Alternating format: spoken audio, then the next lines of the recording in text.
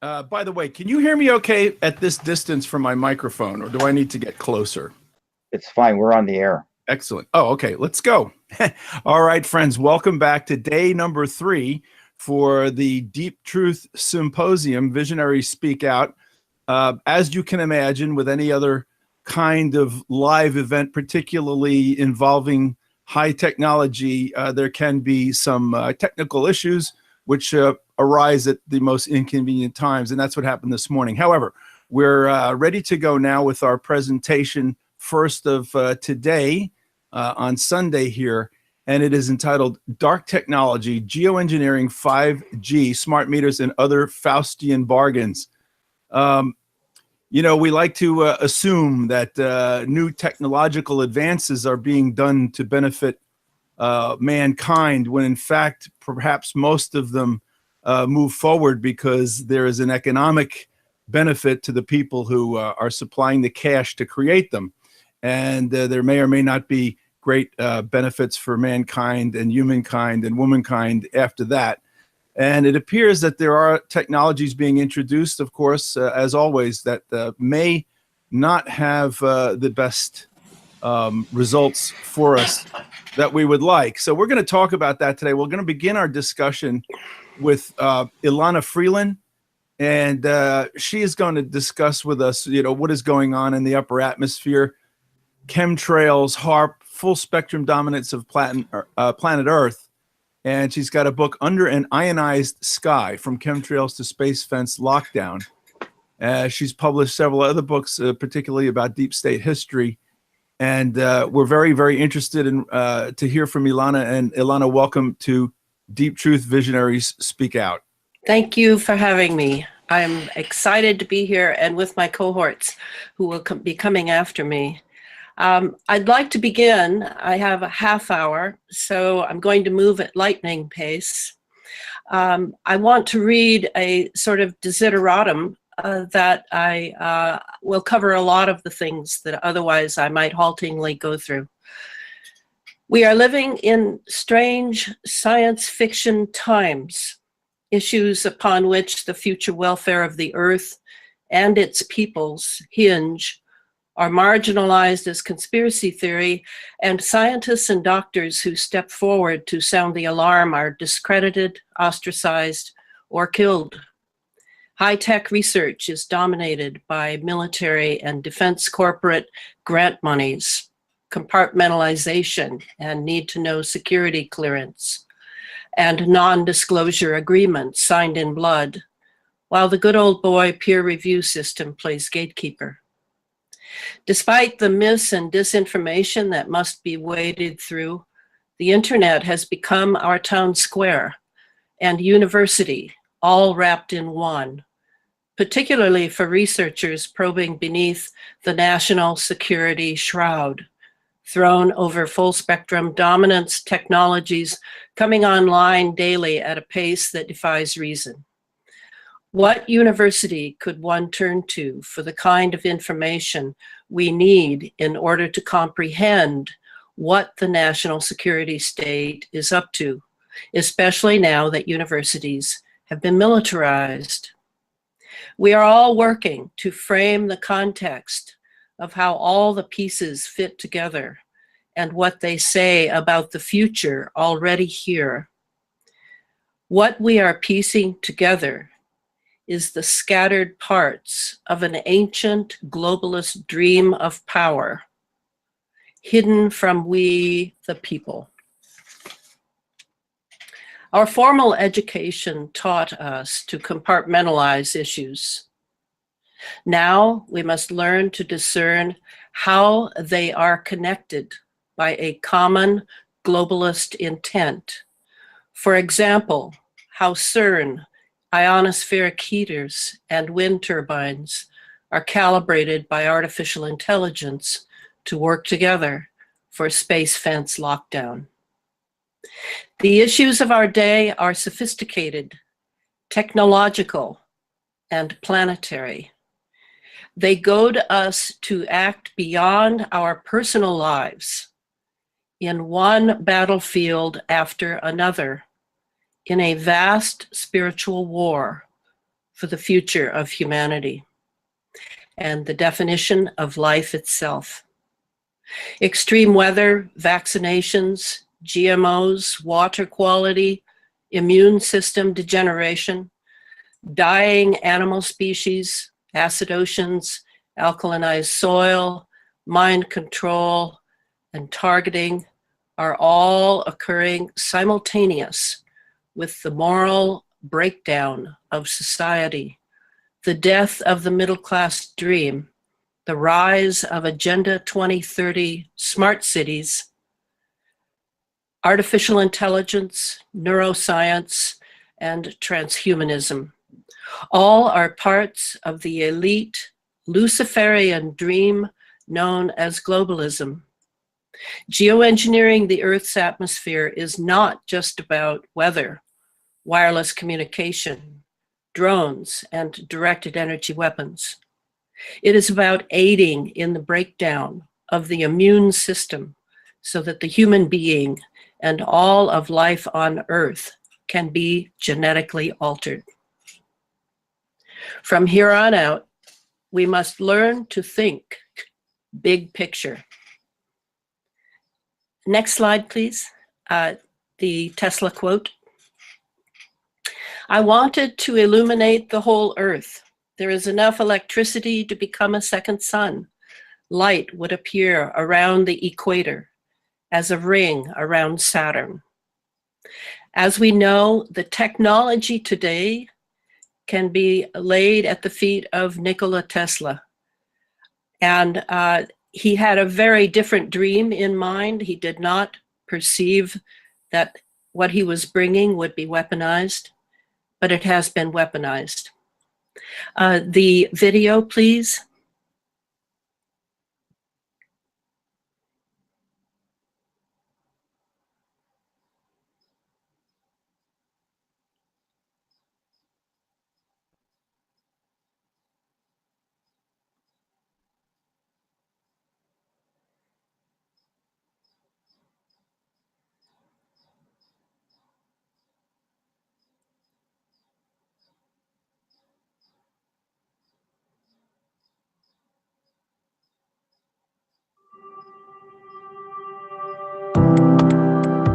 Scientists have discovered a human-made barrier around Earth, protecting against the natural particle radiation in space.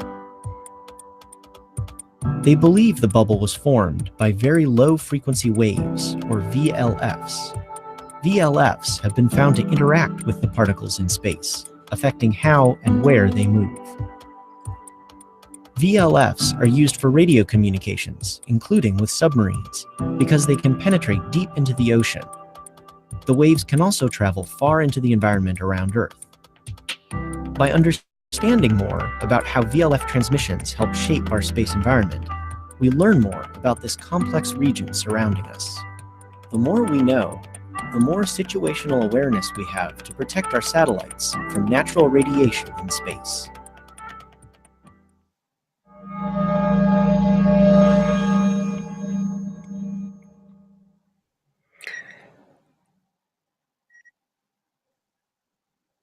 Wonderful NASA film showing how there has been a bubble has been made around the Earth.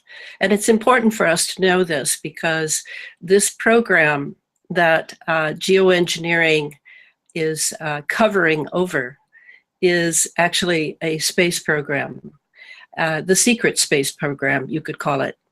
It certainly is being kept secret from us. And the funding of it is certainly something that investment analyst Catherine Austin Fitts has gone deeply into several times. So let's begin in space. This VLF, very low frequency bubble, is probably equivalent to the ring around the planet that is being formed by the rocket launches, the sounding rocket launches into near Earth orbit, which is spewing many, many nanoparticles, trillions of nanoparticles of conductive metals. And those conductive metals then are captured in the centrifugal force of the Earth field and eventually spin down and settle around the equator as a ring.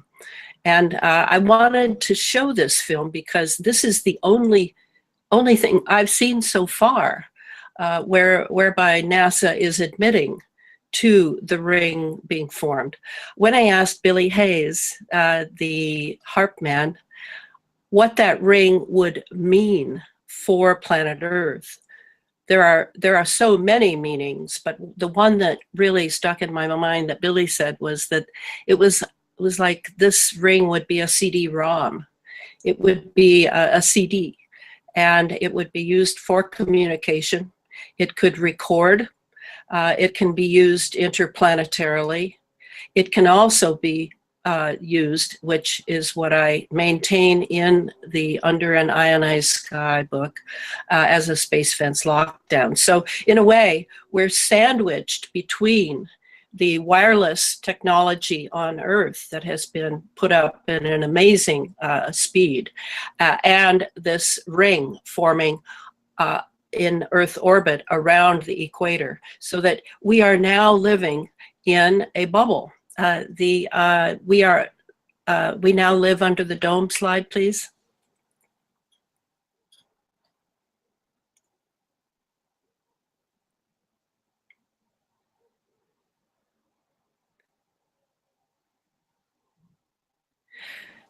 This was I've never owned a television, but this was a television series that ran a few years ago. And it was about a town that suddenly realized it was living under a dome, and they could not get out, and nothing could get in. And the drama ran for about a year and a half. Yeah, I'm sure it was pre-programming us for what we're living under now. Next slide, please. That would be inside, which it looks like this. So now, if we could but see our wonderfully convenient, entertaining wireless world, we would realize that we are being we are in a net, in a grid, we are plugged in to this Tesla dome that we live under, this ULF ring around the planet. It's all of one piece. And our nervous system and our blood and brain are now plugged in. The next slide, please, the quote by Daniel Petraeus. Here is General Petraeus. As you know, he left office rather suddenly, and the cover story was an affair with someone, but I'm sure there were other reasons. Here he actually gives us the hint of how we're being plugged in. Items of interest will be located, identified, monitored, and remotely controlled through technologies such as radio frequency identification, sensor networks, tiny embedded servers, and energy harvesters, all connected to the next generation internet using abundant, low-cost, and high-power computing. The next slide, please. Before, during, and after. Here we have a picture of what General Petraeus is talking about. Of course, we weren't told that, but we can put things together ourselves now, given that we have the University of the Internet, and we are now in a course of discovering what is being done to us in our name, with our money, but being held secret from us. So we're all familiar with this. This is the chemtrails period, the last 2 decades of geoengineering known as chemtrails. Again, I remind people that the term chemtrails is something that is straight from the military. It was on the United States Air Force Academy chemistry manual in 1990. It was also referred to in the executive portion of the HAARP patents. So you have the before, the during, and the after. A shroud is being thrown over planet Earth, and it is essential for weather engineering. It's essential for wireless communications, so that there are particulates in the atmosphere constantly being ionized by the ionospheric heaters, by zapping the ionosphere and all of those ions coming down the magnetic lines of force, and utilized in the atmosphere for a variety of military operations that I'll soon show in a slide. The next slide are the clouds of 20 years. So we'll stay with the first cloud here first, and then we'll go to the second in a moment.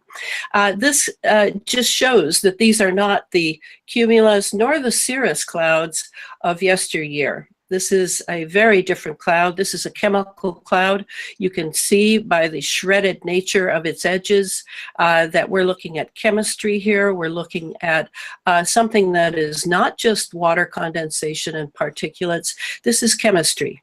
And the chemistry is producing plasma clouds, and plasma is the fourth state of matter. So plasma physics has become all the rage, along with astrophysics, and much of these clouds that are being formed are being monitored. They're being sensors are in them. There are trillions, probably trillions of sensors in just this one cloud, collecting data, sending it back to Control Central of the C4 operations, command, control, communications, and cyber warfare.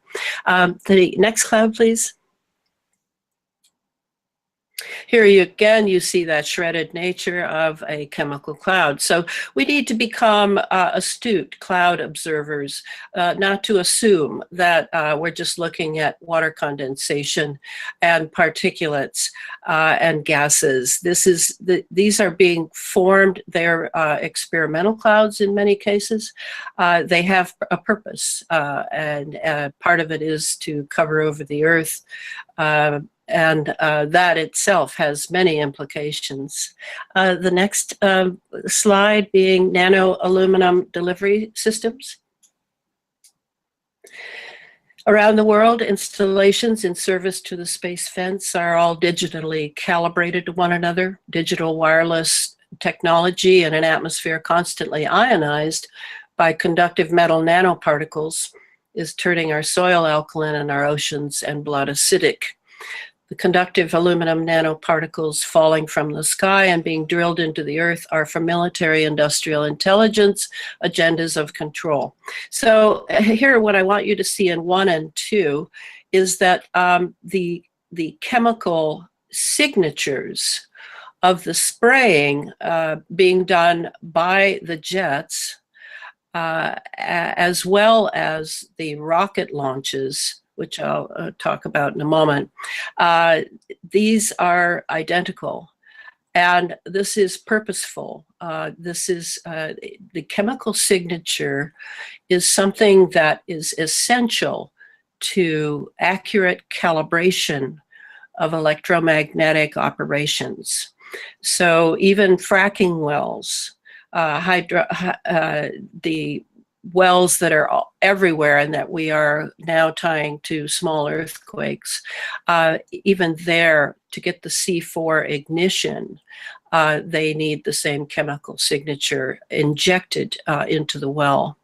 So then the sounding rockets, here when Billy Hayes talked about the amazing number of tons of aluminum per annum that are just in the exhaust plume of the rockets. And as you know, rockets are going up daily in the United States now that they're either putting satellites up, or they're up there doing sensor operations for space situational awareness, or called SSA by the military. The next slide, please. Let's see, MATRA, the magnet-assisted transfection. This process of aerosol dispersion and olfactory uptake of aluminum encapsulated nanoparticles containing weaponized RNA. Now we're getting into something else. It's not just chemistry. Now we're getting into genetic implications of what is we're being doused with from the sky. Cyclotron resonance, or high power Wi-Fi microwave energy, is the catalyst that opens ionic plasma cell wall membranes, permitting weaponized RNA to recombine with healthy DNA. So the cyclotron resonance is not the equivalent of microwave energy. Cyclotron resonance is kind of how we operate. We are resonant beings. All of life is resonant, and these frequencies can be pulsed and affected remotely. And again, we see here that one of the ways would be through aluminum nanoparticles to attach weaponized RNA. And this is what we breathe in. Cyclotron resonance also fractures healthy DNA, creating an ideal biological environment for spontaneous recombination. And recombinant DNA and recombinant genetics are the name of the game. And at the end it says, this is why you are sick. Next slide, please. Forced nanotechnology integration.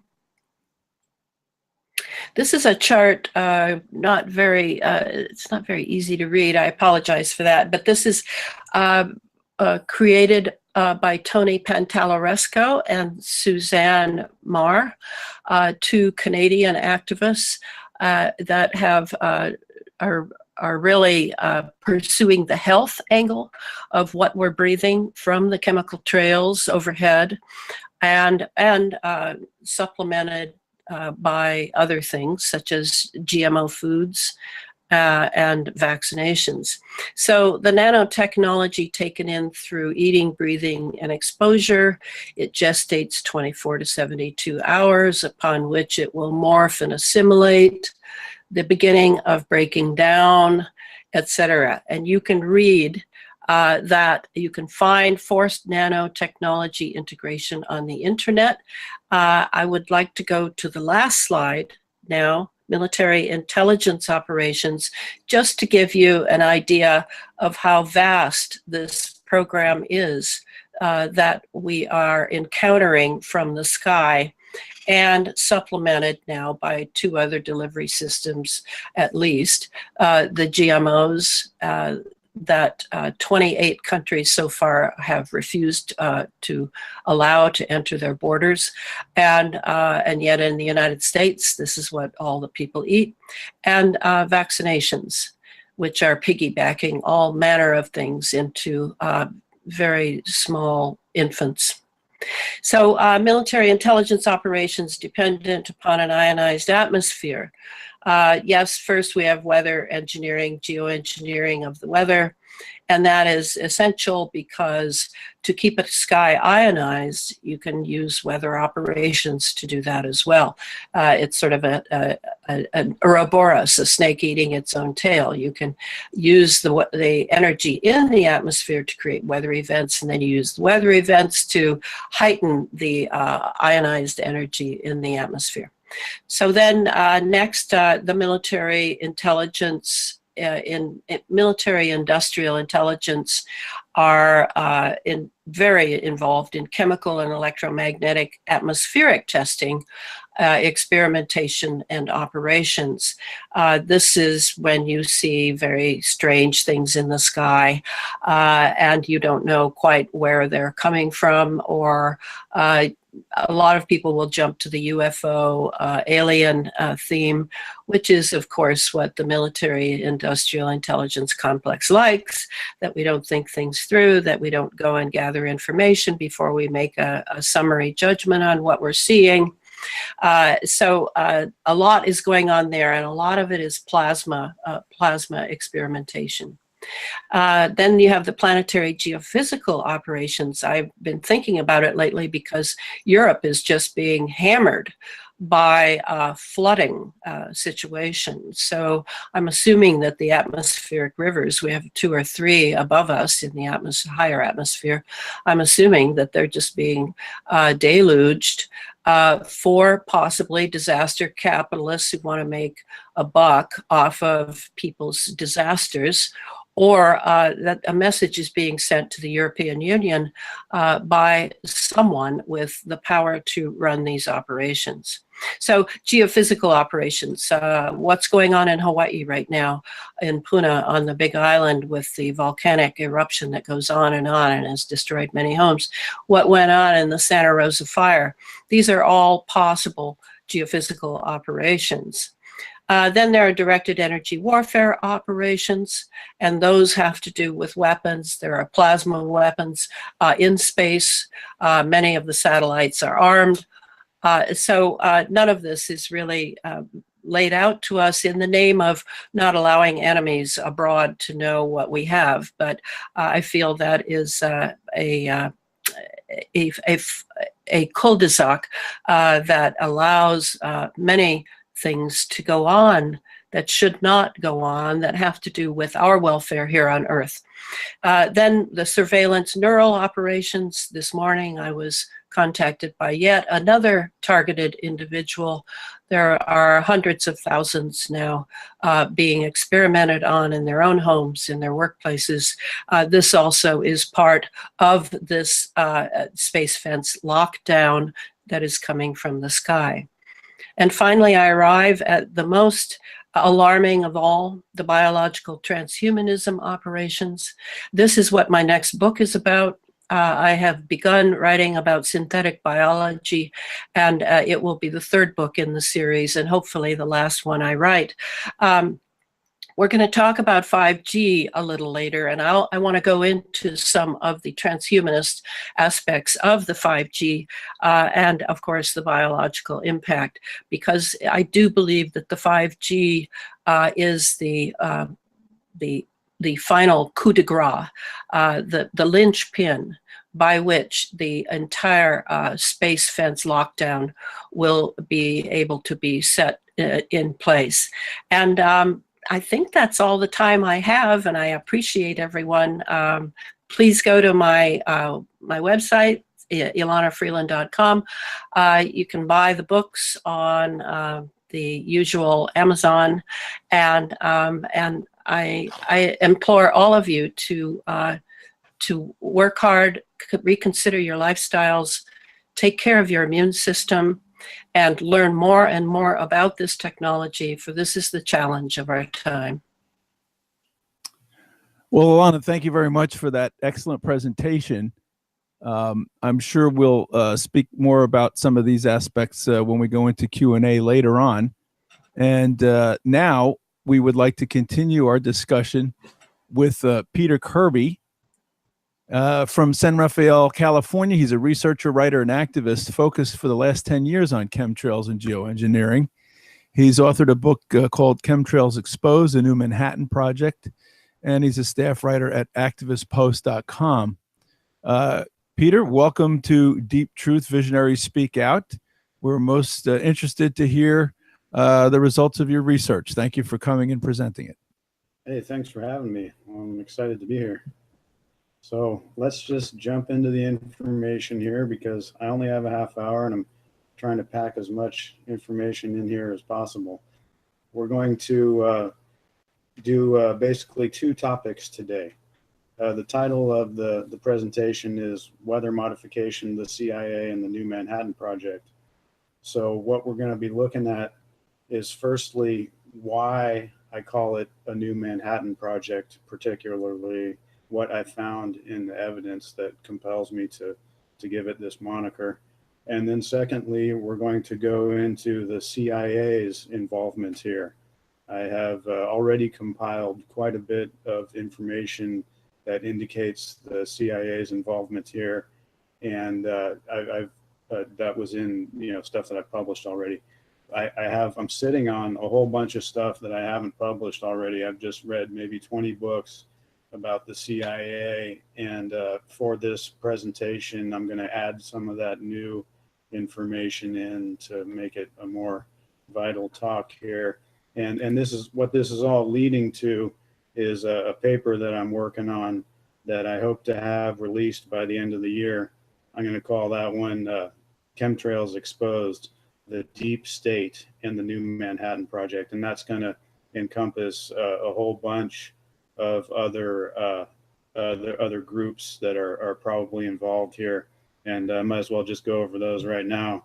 The paper that I'm coming out with later this year is going to cover the Nazis, the Carnegie Institution, the Council on Foreign Relations, the Defense Intelligence Agency, the National Security Council, the North Atlantic Treaty Organization, the United Nations, the Bohemian Club, the Bush family, and other elite families. These are the groups that I have discerned through analyzing the evidence that are probably the ones responsible for this stuff.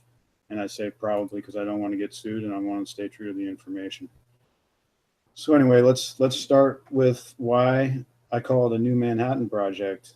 I didn't coin that term. I've just been popularizing it in connection with chemtrails and geoengineering because I found pretty early on in the research that, I put my money down on the idea that this was mainly a weather modification project. And I jumped into the historical research of the whole history of weather modification, specifically here in America. And I found tons of evidence for these chemtrails being part of a weather modification project. So once you realize that it's weather modification, then you can find all the connections to the scientists who worked on the original Manhattan Project and other things. Okay, what tells me that it's weather modification, for one, is that's the only reason that any plane that I know of has ever sprayed stuff at that altitude. There's crop dusting, there's, spraying things out of helicopters to kill moths and mosquitoes and stuff, but that's all done at a lot lower altitudes. Anytime that there's a plane spraying at those high altitudes of like 35,000, 40,000 feet, I've never heard of any reason ever given other than weather modification. So that's one, why I think it's weather modification. Also, there's a whole bunch of documents speaking to a second generation weather modification program employing electromagnetic energy. And this is why it's not the standard weather modification stuff. They're not spraying silver iodide, which has been done since 1947, above board, on the books and everything. If they were doing that, then they would just get the permit for it, and then we know about it and all this. This is all a matter of record, the conventional cloud seeding industry. What we're looking at today speaks to a second generation covert weather modification project. And this second generation, the distinguishing factor of it is the use of electromagnetic energy to control the weather. They don't do that in the conventional cloud seeding industry.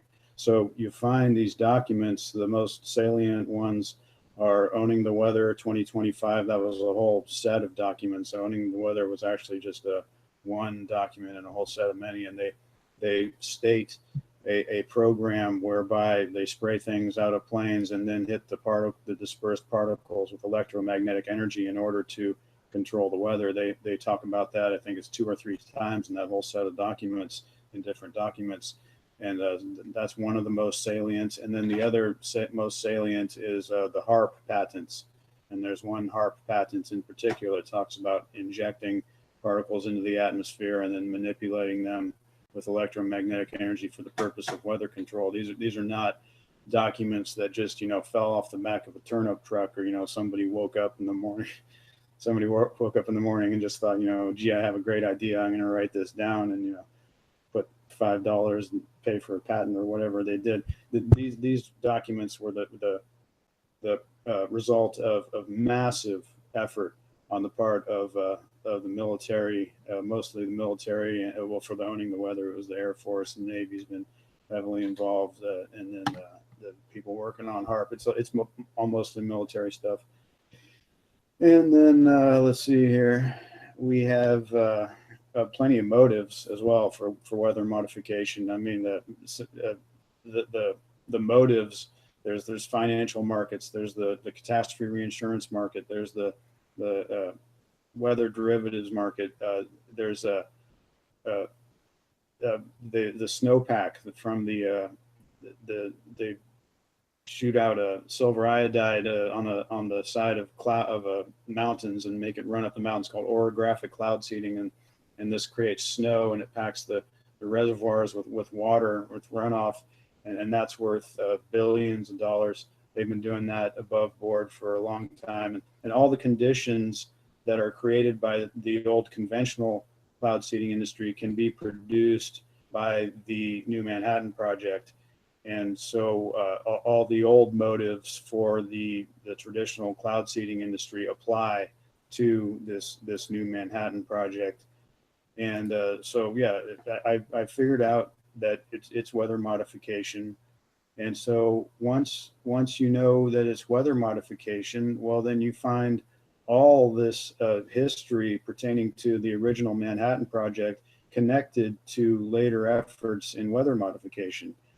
We have many original Manhattan projects comparing the force of weather systems to that of atomic bombs. Teller was famous for this, but he wasn't the only one.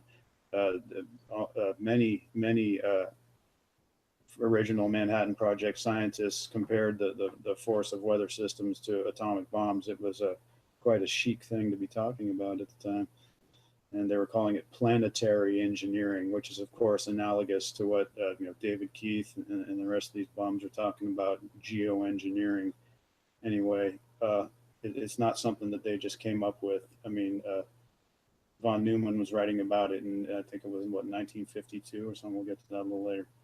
But many original Manhattan Project scientists went to do serious work in weather modification in the atmospheric sciences, such as Edward Teller, John von Neumann, Bernard Vonnegut. Bernard Vonnegut was a Manhattan Project scientist. If people are familiar with my work, they might not know that little tidbit. Irving Langmuir was a Manhattan Project scientist. He had Manhattan Project clearance for the Manhattan Project. They were Vonnegut and Langmuir were both working on gas mask penetrations of radioactive particles, and so Vonnegut and Langmuir went on to launch the scientific era of weather modification. If you're familiar with my work, there's lots and lots of information in there about how Langmuir, Vonnegut, and another guy named Schaefer launched the modern era of weather modification in 1947 with General Electric. And let's see who else. Ross Gunn is another famous scientist, a Manhattan Project scientist who went on to do work in weather modification, the atmospheric sciences. Donald Hornig, Vannevar Bush, the founder of the New Manhattan Project. I suggest you look up my paper, Truly a New Manhattan Project, to read all about him. Bill Nierenberg and others. These are all world famous scientists. A lot of people haven't heard of them, but if you know about science, you know those names that I just dropped are top shelf.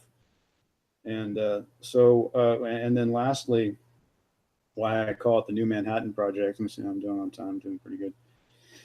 In congressional testimony, while arguing for their cause, geoengineers referred to the original Manhattan Project 3 times in congressional testimony. Geoengineers making parallels to what they're doing to the original Manhattan Project. Here's Phil Rash. I'm going to read what he said in congressional testimony. Phil Rash is another one of these idiots like Keith who think it's a good idea to spray everybody with toxic garbage every day and saturate our atmosphere. And okay, I'll stop there. Here's what he said. In my opinion, before a nation or the world ever decided to deploy a full-scale geoengineering project to try to compensate for warming by greenhouse gases, it would require an enormous activity equivalent to that presently occurring within the modeling and assessment activities associated with the Intergovernmental Panel on Climate Change activity, or a Manhattan Project, or both.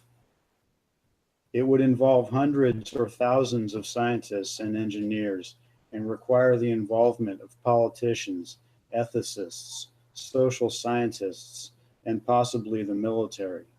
These issues are outside of my area of expertise.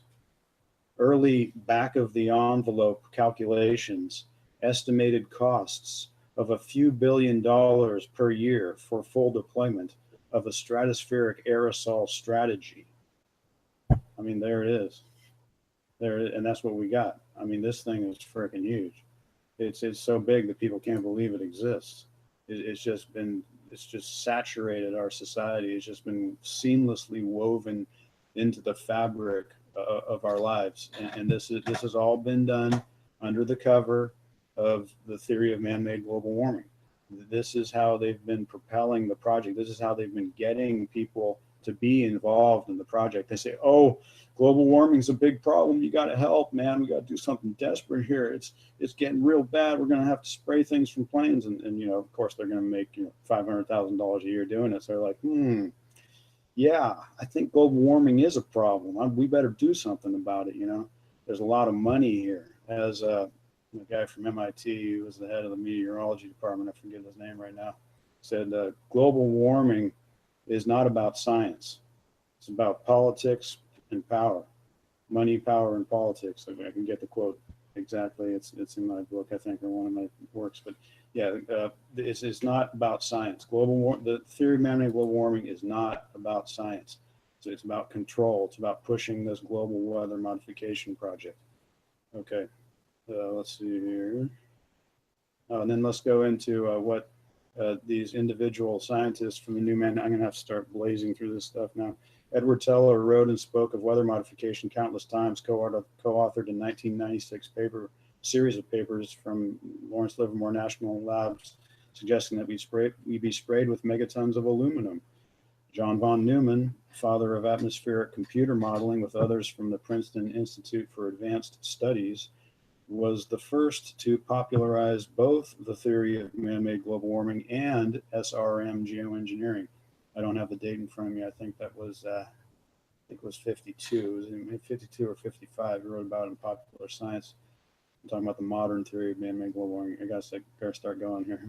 Luis Alvarez, original developer of remote control aircraft landing systems, which are part of, I'm asserting that the planes of the New Manhattan Project are drones. They are remotely piloted, and this guy was an original Manhattan Project scientist producing early systems such as this. Luis Alvarez's work later integrated with something called SAGE, which is probably the progenitor of today's New Manhattan Project air traffic control systems. It can control over 1,000 aircraft from a mobile facility. Vannevar Bush laid the foundation of the New Manhattan Project with the original Manhattan Project, the Rad Lab at MIT, the National Science Foundation, and the Office of Naval Research. Irving Langmuir invented the field of plasma physics, which is critical to the New Manhattan Project. That's what they're doing in the atmosphere. It's all about the plasma. Bernard Vonnegut, co-author of a 1958 paper appearing in the most cited weather modification report of all time, titled The Future, which outlined the New Manhattan Project. He did extensive space charge experimentation analogous to the New Manhattan Project, dispersing particles, hitting them with he was actually using electric energy at the time, but very similar. He had extensive involvement in weather modification. All right, got to get into the CIA here. CIA's involvement. We're just going to hit it hard. This is a teaser from my upcoming article, Chemtrails Exposed, the Deep State, the New Manhattan Project. I already mentioned who we're going to be covering in that. It's about a lot more than the CIA, but I think they are the main group here. They are probably the overall day-to-day manager of the project, with the MITRE Corporation handling the scientific aspects of it, but the CIA over everything with the cover, the media cover and all that stuff. And we're going to talk about what they're doing here. The church community. Okay, for anybody who says the CIA doesn't operate domestically, we figured that out a long time ago. It came out in the church committee hearings in 1974 that they operate domestically. Okay, so forget about that. The CIA was basically founded by bringing in Nazi scientists. That was basically how they started the organization with the OSS back in Europe, with the stay behind armies, and Reinhard Gehlen, and all this. Alan Dulles worked with them. So you can stop wondering about where the Nazi scientists came from. They came from the CIA, okay? And they probably continue to come from the CIA. Okay, here's some new information. I'm looking at this one particular CIA member named Frank Wisner, who's very famous. He's in all these books and stuff, so it's not like I'm uncovering something that no one's ever talked about before, but he was a former OSS officer. That was the predecessor to the CIA. He was a former Wall Street lawyer, which doesn't help his credibility in my eyes. He was. He also worked. Also, another group that I'm looking at, which is the law firm of Sullivan and Cromwell, which is still around today. They have offices, I think, all over the world, but I think they're headquartered in New York, if I'm not mistaken. That was the Dulles brothers law firm, and they are heavily into the old boy network and promoting the old boy causes and the old boy agendas. They had General Electric as a client for many important things. I think they were the law firm that represented the American interests of the United Fruit Company, which is a famous thing, for CIA going around and ruining people's lives all over the world and wrecking countries. Sullivan and Cromwell, the law firm, looks interesting here. I better be very careful about what I say about them. I don't think they think twice about suing the pants off of me. Anyway, and then the previously mentioned John von Neumann, Manhattan Project scientist, he was a CIA advisor in 1952, as of 1952. And this is the guy who first wrote an article about the theory of man-made global warming that appeared in any type of popular magazine and any type of mainstream media. It was in Popular Science, like I mentioned. Anyway, he was a CIA advisor. And then William Raborn. When I talked about Raborn and his relation to this document, Restoring the Quality of Our Environment, in my previous James Corbett interview, I made a mistake. My bad. I said that the document Restoring the Quality of Our Environment came out after he was CIA director. Actually, it came out while he was CIA director in 1955. And this is important because How to Wreck the Environment was a document that stated the theory of man-made global warming and instructed everybody under the presidential office, executive office, which is the entire government, instructed them to, it gave them the green light to start doing things that could possibly mitigate this great threat to us, global warming.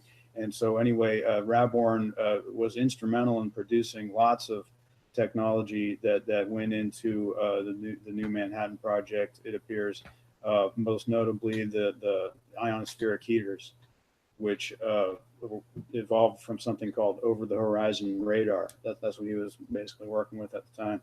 But Raborn, he was instrumental in developing a lot of pertinent technology, specifically the electromagnetic energy portions of the new Manhattan Project. And he was head of the CIA when this document came out, talking about how global warming is a problem. And if I'm not mistaken, Gordon J.F. McDonald was a co-author on that, which leads us to the next thing. Gordon J.F., How to Wreck the Environment, McDonald, as I call him, worked on a satellite program for the CIA called Medea. And he was also the CIA's liaison to the Jason Group, which has worked extensively in weather modification. We also have the CIA involved here in the control of the media. I don't think I have to tell anybody about how the CIA has been involved in the media here. It's hard telling people who aren't familiar with this information, but we have quite a bit on them controlling the media here. Of course, Operation Mockingbird, the JFK assassination interventions, they were public about how this come out about how they were trying to change people's minds about the JFK assassination, basically promoting the whole lone gunman theory and trying to discredit anybody who said anything different. they've been all over that angle. We got Carl Bernstein's 1977 Rolling Stone piece, which talks about CIA's involvement in the media. There was a German journalist called Udo Ulfkotte, and his book called Journalists for Hire, and which was in the process of being translated into English when he mysteriously died. And now the book just kind of like sits there on Amazon for, I think, $500 or something. Maybe we could try to translate it from German. I'm actually thinking about that seriously. But, Google Translate, it would be quite a job. But I saw him on a Russia Today interview. He just says, the CIA was just telling me that, hey, we have this article that we wrote. We want you to sign it, and then we're going to publish it. And he was like, no, I won't do that. He actually had integrity. And, I guess he had so much integrity that he just had to be eliminated. But, that's a matter of speculation. Anyway, CIA has been promoting the theory of man-made global warming and SRM geoengineering. They produced the 1974 document, A Study of Climatological Research as it Pertains to Intelligence Problems, which is the fount of modern global warming fear-mongering. In 2008, they produced a document titled National Intelligence Assessment on the National Security Implications of Global Climate Change to 2030, which was a standard climate change scarefest. In 2015, they funded a study which resulted in the publication of a document titled Climate Intervention, Reflecting Sunlight to Cool Earth, a document which suggests that we might be sprayed with megatons of toxic materials. And how could we forget Brennan's advocacy of late, where he came out and held a press conference where he wanted to tell us about his personal attention has been grabbed by SAI, the new term for spraying stuff out of planes and killing everything. And here's some new information. The CIA has been a leader in the production of over-the-horizon radar. This is over-the-horizon radar is the predecessor of today's ionospheric heaters, which are used to control the weather as part of the New Manhattan Project. I found that in the book called The CIA and the Cult of Intelligence, which came out in the mid-70s, Marchetti and Marx. It was a very important work. The CIA also has a history of maintaining and operating large covert airplane fleets. And these have been shown in the Flying Tigers, Civil Air Transport in America, Air America. I'm almost done. I got more new information right here. We have a possible alternate funding method other than congressional black budgets. I am asserting that there is a possibility that the global narcotics trade is funding the chemtrails organization. Paul Williams, in his book, Operation Gladio, The Unholy Alliance Between the Vatican, the CIA, and the Mafia, and Richard Cottrell, in his book, Gladio, NATO's Dagger at the Heart of Europe, show that what they were doing was running drugs, both heroin and cocaine, from locations all over the world, and they would use the Vatican Bank to launder the money. This has been proven in Paul Williams' book, Operation Gladio. And they would use the money that they got from running the global narcotics traffic to fund terrorism. They funded the Stay Behind Armies, the whole Gladio operation over in Europe, where they were just staging all these things and blaming them on the communists to try to solidify support for the capitalists. This was all funded by the global narcotics trade. So apparently how they do it is they launder the money through the Institute of Religious Works at the Vatican and then give it out through Swiss banks. So I could see that happening here. The NOAA or NASA or any of these groups, they have all kinds of off-the-books funding coming in from Swiss banks, and that's how it's funded. And of course, they have their regular budget from the American taxpayer and the black budget, which probably helps as well. But this whole thing could definitely be funded by the global narcotics racket. And I find that very interesting. Okay, I'm done. My book is called Chemtrails Exposed, A New Manhattan Project. It's available on Amazon, and my website is peteracirby.com. Well, excellent, Peter. Thank you so much for your presentation and for finishing right on time. I guess it's your technical background that allows you to do that. Thank you very much. I'm sure we'll have some very interesting questions for you during the Q&A. Now, Patrick is the next scheduled speaker. I did not see him ready. There you go. All right. We're going to talk now with Patrick Roddy, and I hope I'm pronouncing that correctly, Patrick. Stop Spraying Us, Exposing and Ending the global chemtrails program is the title of his talk. Patrick runs StopSprayingUs.com. He presented his paper, Human Health Impacts of Proposed Geoengineering Solutions to the Paris Climate Conference. Boy, I wonder how that went. Hopefully we'll hear about that. And the Environmental Protection Agency and so forth. He's given speeches in several countries exposing the global crime of chemtrails, and he produces daily time-lapse videos of the skies over San Francisco, test rainwater for engineering metals and so forth.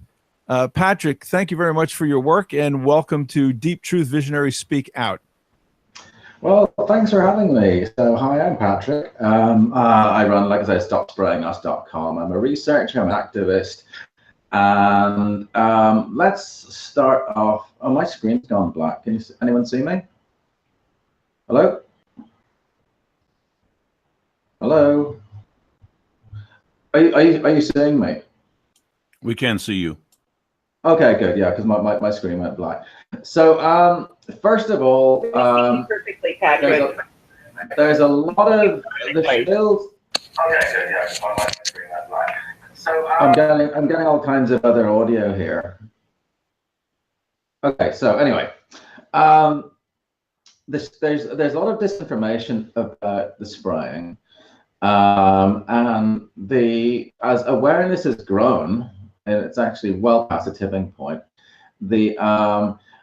What the shields are doing is trying to maintain the fiction that there still is a debate on whether we're being sprayed, and let's get that out of the way. First of all, if you can see this is the 14th of June 2013 journal Science, AAAS. It's the American Association for the Advancement of Science, and on page 1320, there's this article clarifying the dominant sources and mechanisms of cirrus cloud formation. Basically, they flew a plane up into a so-called cirrus clouds to see what the condensation nuclei of these clouds were, and they found that it's mostly metals and minerals. Metallic oxides are minerals. They didn't find, but they found no biological matter. There's no pollen. They said sulfates were underrepresented, and carbon was pretty much absent. So it's not incomplete combustion. It is metals are being sprayed in our stratosphere, and this this is over several years. Secondly, there's a Professor Chris Exley in England. He found really high levels of aluminum in human brains, and a separate study found. Actually, I'll switch over to my little presentation thingy. Application window. Yeah, sorry. Technical.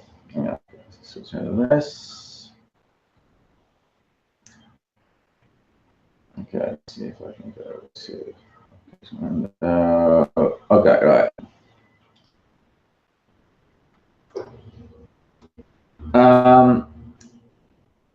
So these are what count as clouds today. Aircraft condensation trails. These are the lines we see in the sky. These happen independent of humidity.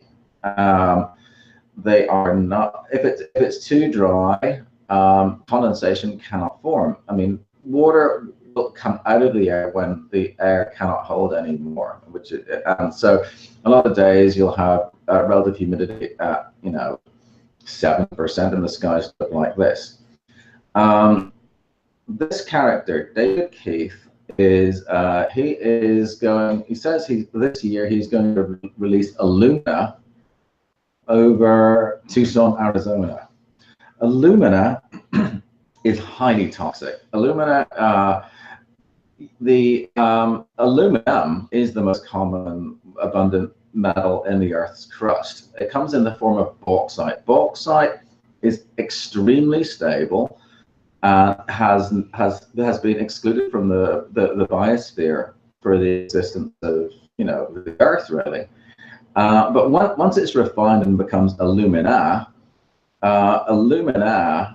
is not entirely insoluble. The Al3 plus cation will come off, and when a cell, a plant cell or an animal cell reaches a certain level of Al3 plus, it undergoes programmed cell death, apoptosis, and will kill itself. And this is the mechanism that you'll see in Alzheimer's. And here, this is if you go to PubMed and type in aluminum toxicity, you get like 5,000 articles.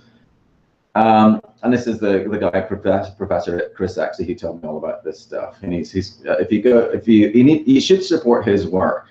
He gets private donations because some of the foundations will fund him because he's exposing the toxicity of aluminum. Alzheimer's has become the #1 cause of death in England, 2 years running. And this is about heart attack, cancer, and stroke. That's not good, clearly. And here's a graph showing, it's #1, that top one is dementia and Alzheimer's. I wanted to find get like data showing when did the spraying start in earnest. I asked my Facebook friends, and I just asked them, when did you first notice it? So I got 360 comments and came up with this graph. On the left is in the 70s. There were 3 people who said they first saw the trails then. In the 80s, it went to 10. And in the 90s, 51, a 5-fold increase. There was a huge jump in spraying in the 90s. So this, I dug through CDC statistics to find out how many people died in each year, of all causes. And here you have it. It goes on the left is 1979, on the right is up to 2016, and it goes from under 2 million to high twos. And if you look at the next graph is for cancer, and it's a similar sort of increase, a gradual increase. Next one is chronic obstructive pulmonary disease, which pretty much quadrupled 2-3 times over that same period, steadily, which would be strange because, our air supposedly gotten cleaner because we got clean burning power stations, smoking's going down, Clean Air Act, all that stuff, yet lung disease has become a massive killer. Parkinson's. So Parkinson's disease is a neurodegenerative disease.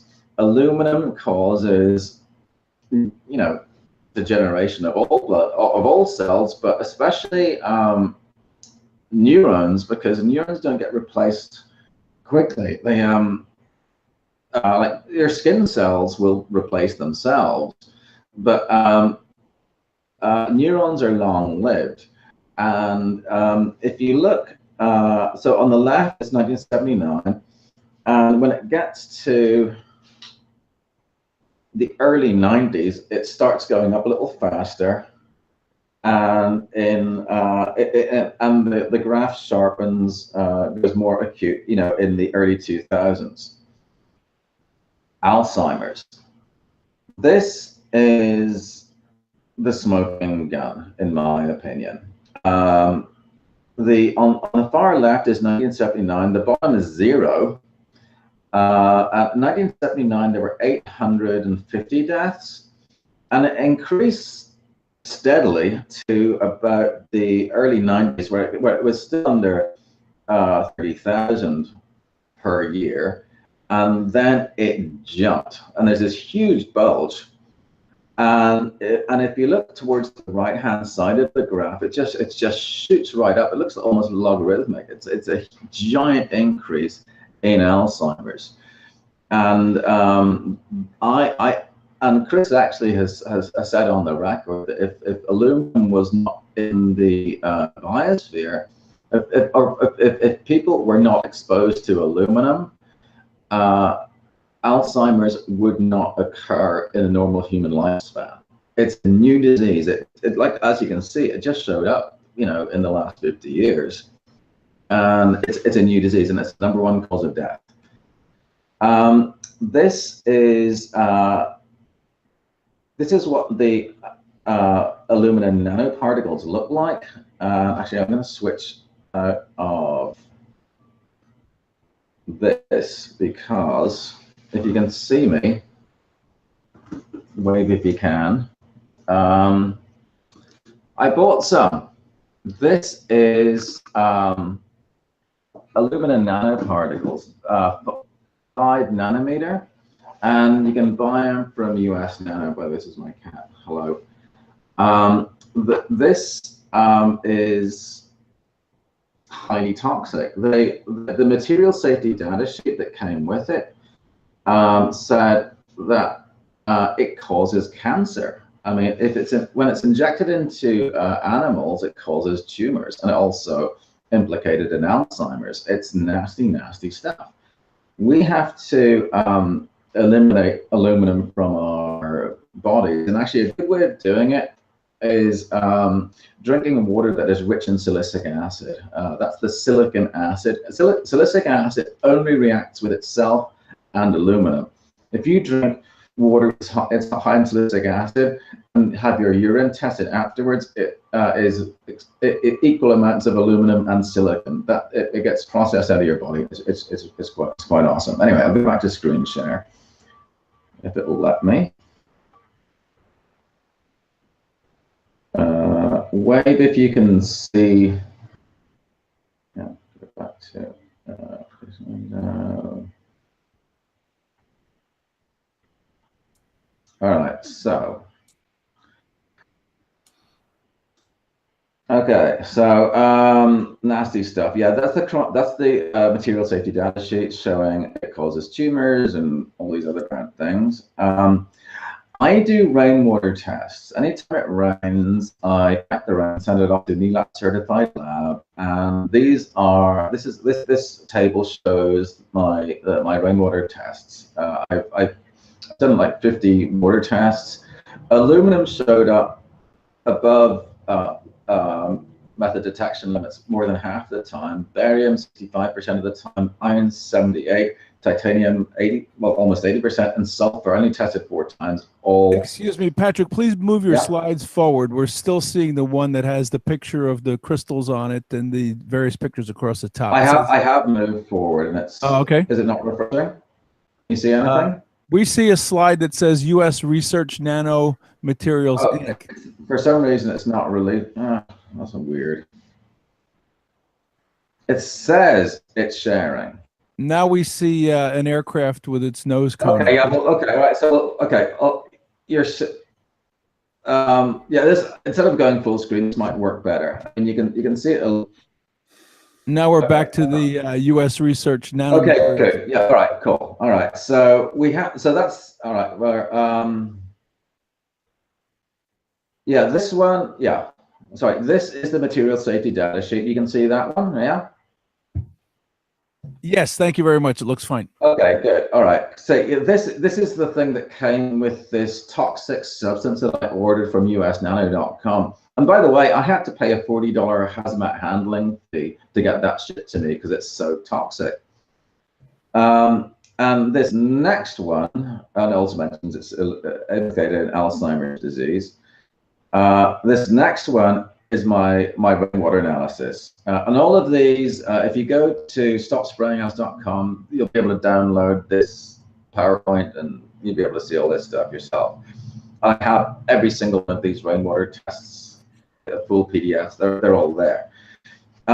So first one, there's 49 rainwater tests. More than half the time, aluminum shows up ranging from below detection limits up to 540 micrograms per liter.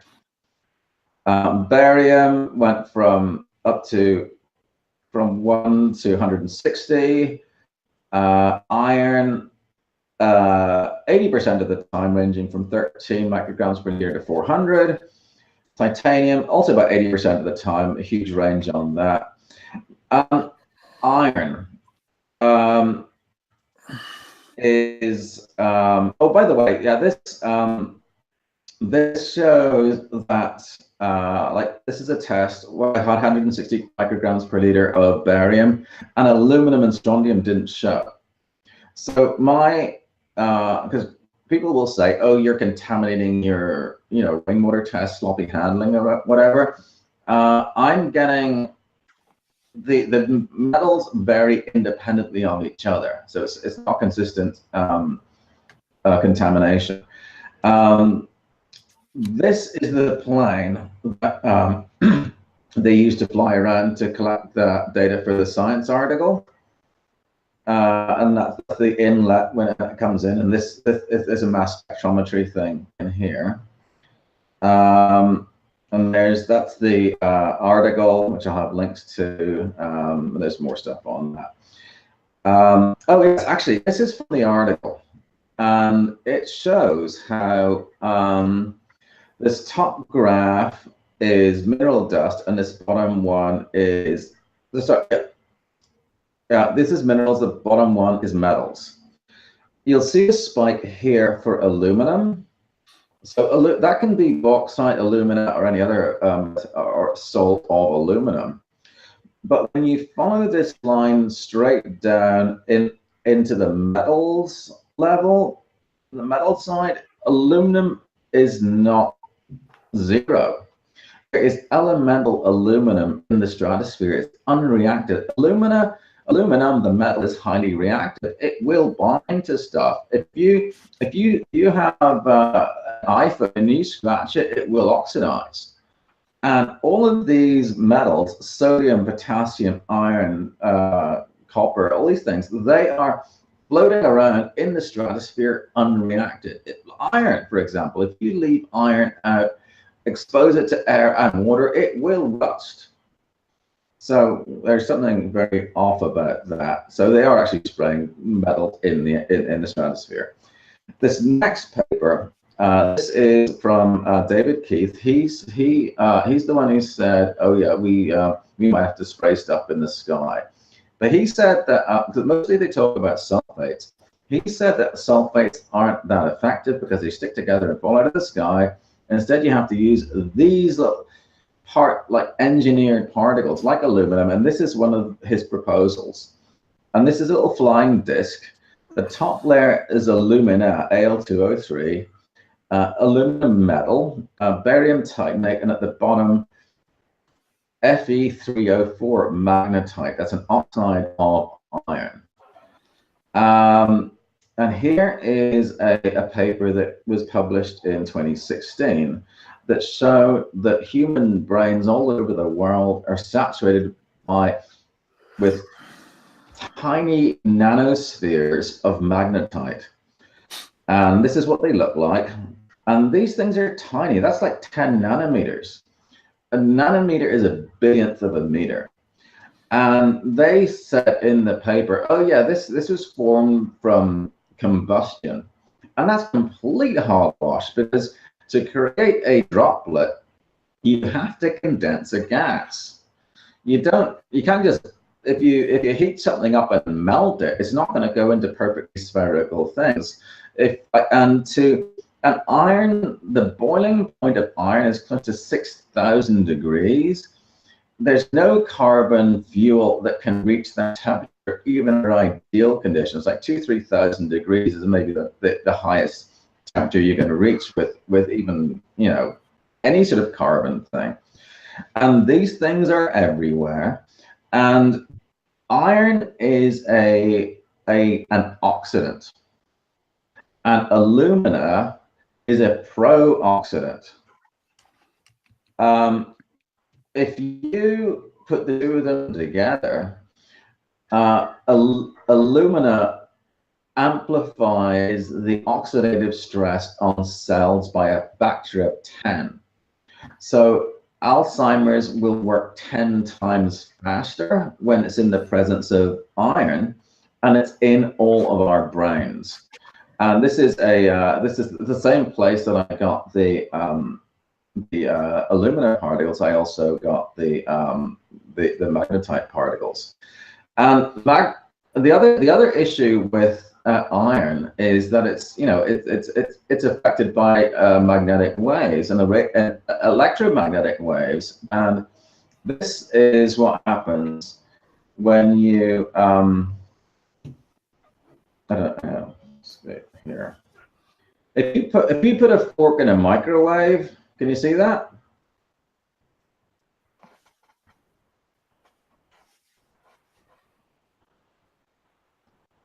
This is this is putting wire wool in a microwave. It's not a good thing. And if our bodies, every cell in our body has like magnetic particles, and then we get hit by this electromagnetic stuff, all this 5G stuff, it's really, really bad. Where are we? And this this final slide is this is a rainwater analysis of water that I get from Mount Shasta. It actually comes straight out of the mountain, and it has 27,000 micrograms per liter of silicon, which is fantastic. That protects you from aluminum. But anyway, that's a quick run through. And can you see me again? Anyone there? Hello? Oh, yes, we can see you quite well. And so that's the basic proof that's going on. And now, what do we do about it? Well, okay, first of all, for people who are new to this, they find it really hard to believe that people would do something so awful. Actually hurting people. It makes no sense, because I mean, by default, we want people to do better. I consider it puppies and ice cream, but no matter how inconceivable it is to you, you have to understand yourself and see how you're motivated, and imagine what you would be like if your intentions were the opposite. And that's what the other side are doing.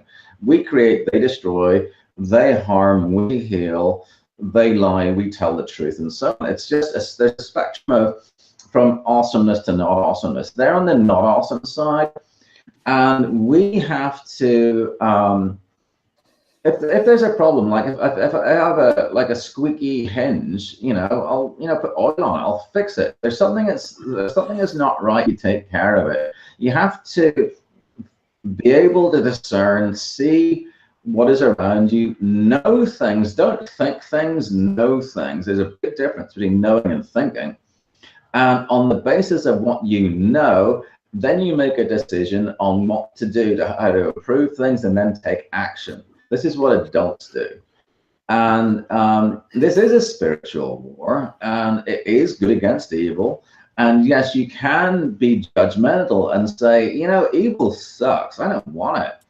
And the other side are trying to limit what we say, because if you limit what you say, that limits what you can think, and then ultimately what you can do. They don't limit themselves at all, and neither should we. We are in combat. And actually, going back to David Keith, one of the things that I'm doing in combat is he says he's going to release up to 1 kilogram of alumina particles over Tucson this year. It might get pushed into next year, but he says it could happen as soon as this year. Those 5 nanometer particles, those nanoparticles, I calculated how many you'd get in a kilogram, and then divided that giant number by the population of the planet, and it comes out to 500 billion alumina particles per person, man, woman, and child in the world. So Alzheimer's is a progressive disease.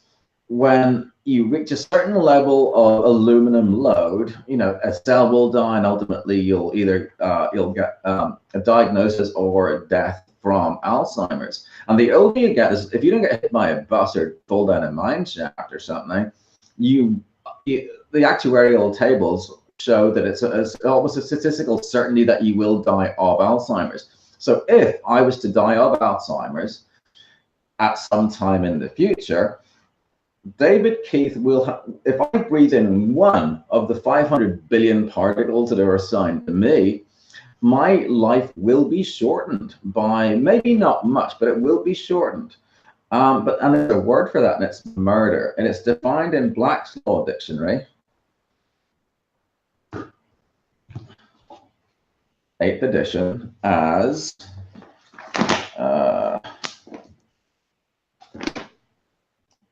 murder,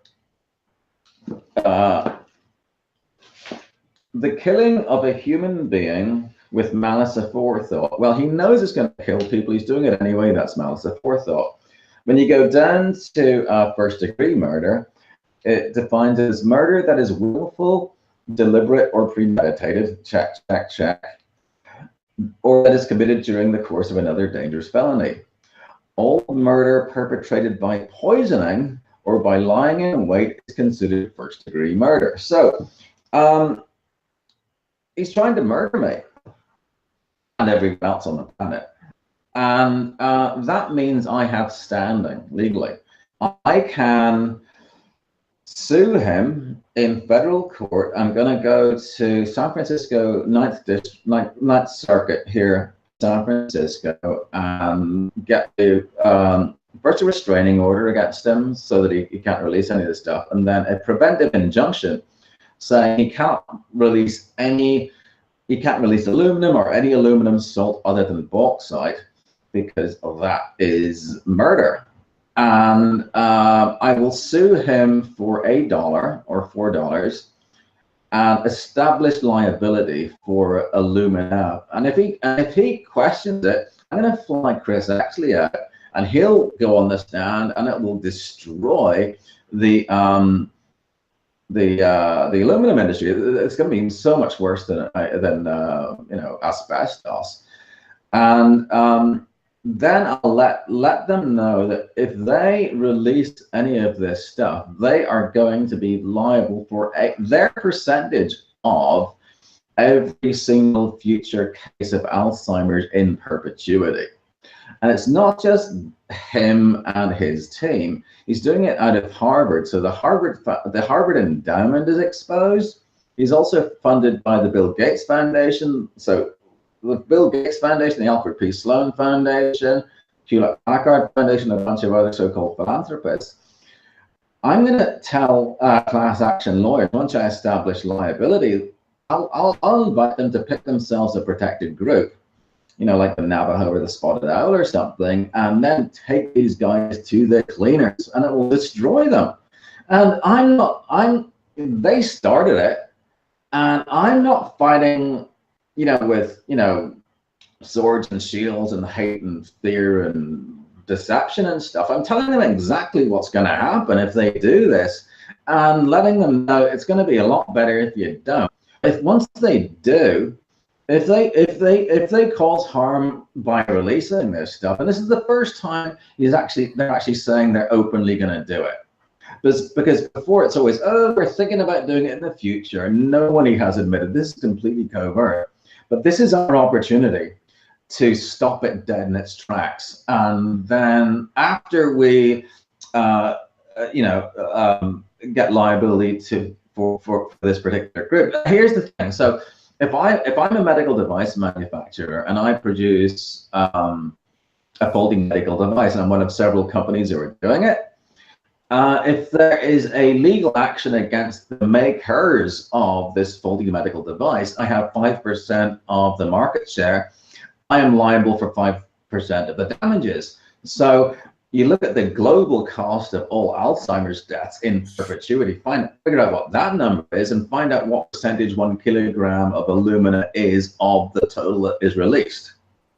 And they're going to be responsible for that, and then we go after all the other companies, and then ultimately after Alcoa. It'd be good to get aluminum out of the biosphere completely, and that's what we're going to do. I'm also extracting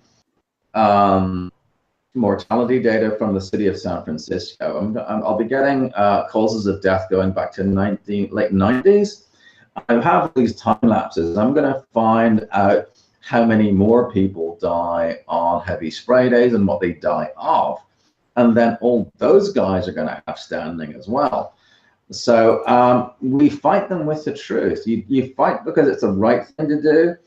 You don't fight them because you want to be, internet famous or rich or whatever. You just do it because it's like, it's the thing to do. Yeah. How am I doing for time? Oh, yeah, so half an hour. Yay. Yeah, the thing to do is to thank you for your very, very interesting presentation. I'm sure there's some questions that we'll have for you and the other speakers when we get to the Q&A at the end. But thank you very much. Thank you for your presentation and for your activism. I wish you Godspeed and good luck in the courts. It sounds like you're assuming that it's all about justice, but I don't know. The thing is, I'll finish off here. Like I had an epiphany because I'm in the scientist. I need to know things. I have to figure out if something is really real. And that's how I've worked all my life.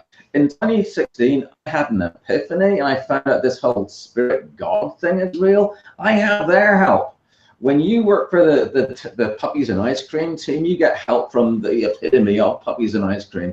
And like when I go into court, I've got the freaking Holy Spirit on my side. So I wouldn't want to be going up against me. You get protected at cost. I wouldn't either. We are up against the clock, though, so we're going to go to the next speaker. But the last thing I'll say, you just inspired me, Patrick, is that I found in my life, the truth is not like a person. When it's being attacked or being raped, nobody can see it, but it's very, very important. And those who stand up to defend the truth under these circumstances, especially at when you put yourself in peril one way or another, the universe smiles upon that, and you'll see magical things. Yeah. Okay, well, thank you very much. Yeah. Let's go on now to our next and final speaker. Unfortunately, Kevin Modis is not going to be with us today. He had a problem. Some people notified him apparently that this Deep Truth Conference or seminar online had something to do with the anti-Semitism, which it does not. And so for that reason, he backed out. So our next and final speaker of this panel will be Jerry Day, who is going to speak on smart meter Trojan horses, 24/7 surveillance, radiation sickness, and other in-home dangers. Jerry is an award-winning, Emmy-winning television and media producer, and he's got some fantastic resources for us, websites, freedomtaker.com and emfhelpcenter.com. And we're going to hear from Jerry now about smart meters. He lives off the grid, and that makes it fine in my book anyway. Are you there, Jerry? I'm here. Can you see me, though? I don't have my camera right now. I do not see you. I see. Your camera's not working, but you're going to go and do it just audio only? Well, we had the camera working a little bit ago, and somehow it has disappeared. Well, I won't say you have a face for radio, but you certainly have a voice for one, so I'm sure it'll be very informative nevertheless. Sure. Friends, Jerry Day. Hi, folks. I'm ready to go, and I'm obviously we're going to have to do a little bit of improvisation here because we have some technical issues. I'd like to start talking about referring to something Alana Freeman said.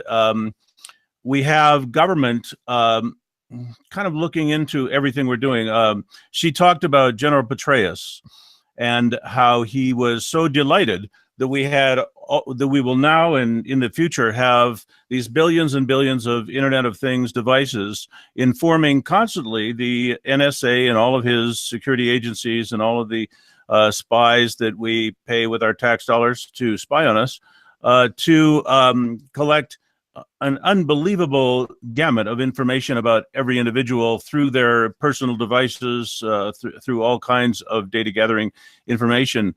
5G is the topic we're going to deal with, and 5G is more information for government.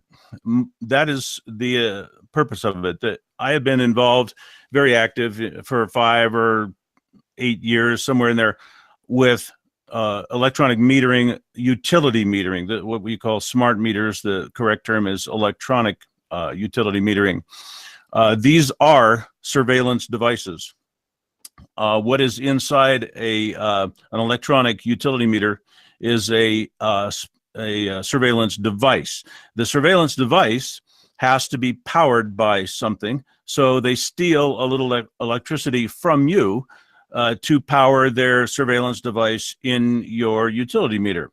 And there should not be any electronics in a utility meter because utility meters are subject to periodic high voltage surges, such as 20,000 to 60,000 volts is not uncommon. These surges come in anywhere from 0 to 20 times a year. So you might have a weather incident, you might have a line maintenance problem, you might have a accident where something, a tree falls over, something hits a power line. Now you've got a 60,000 volt surge on your line. That surge comes into your electronic utility meter, which has fine electronics in it, and the fine electronics cannot withstand that surge.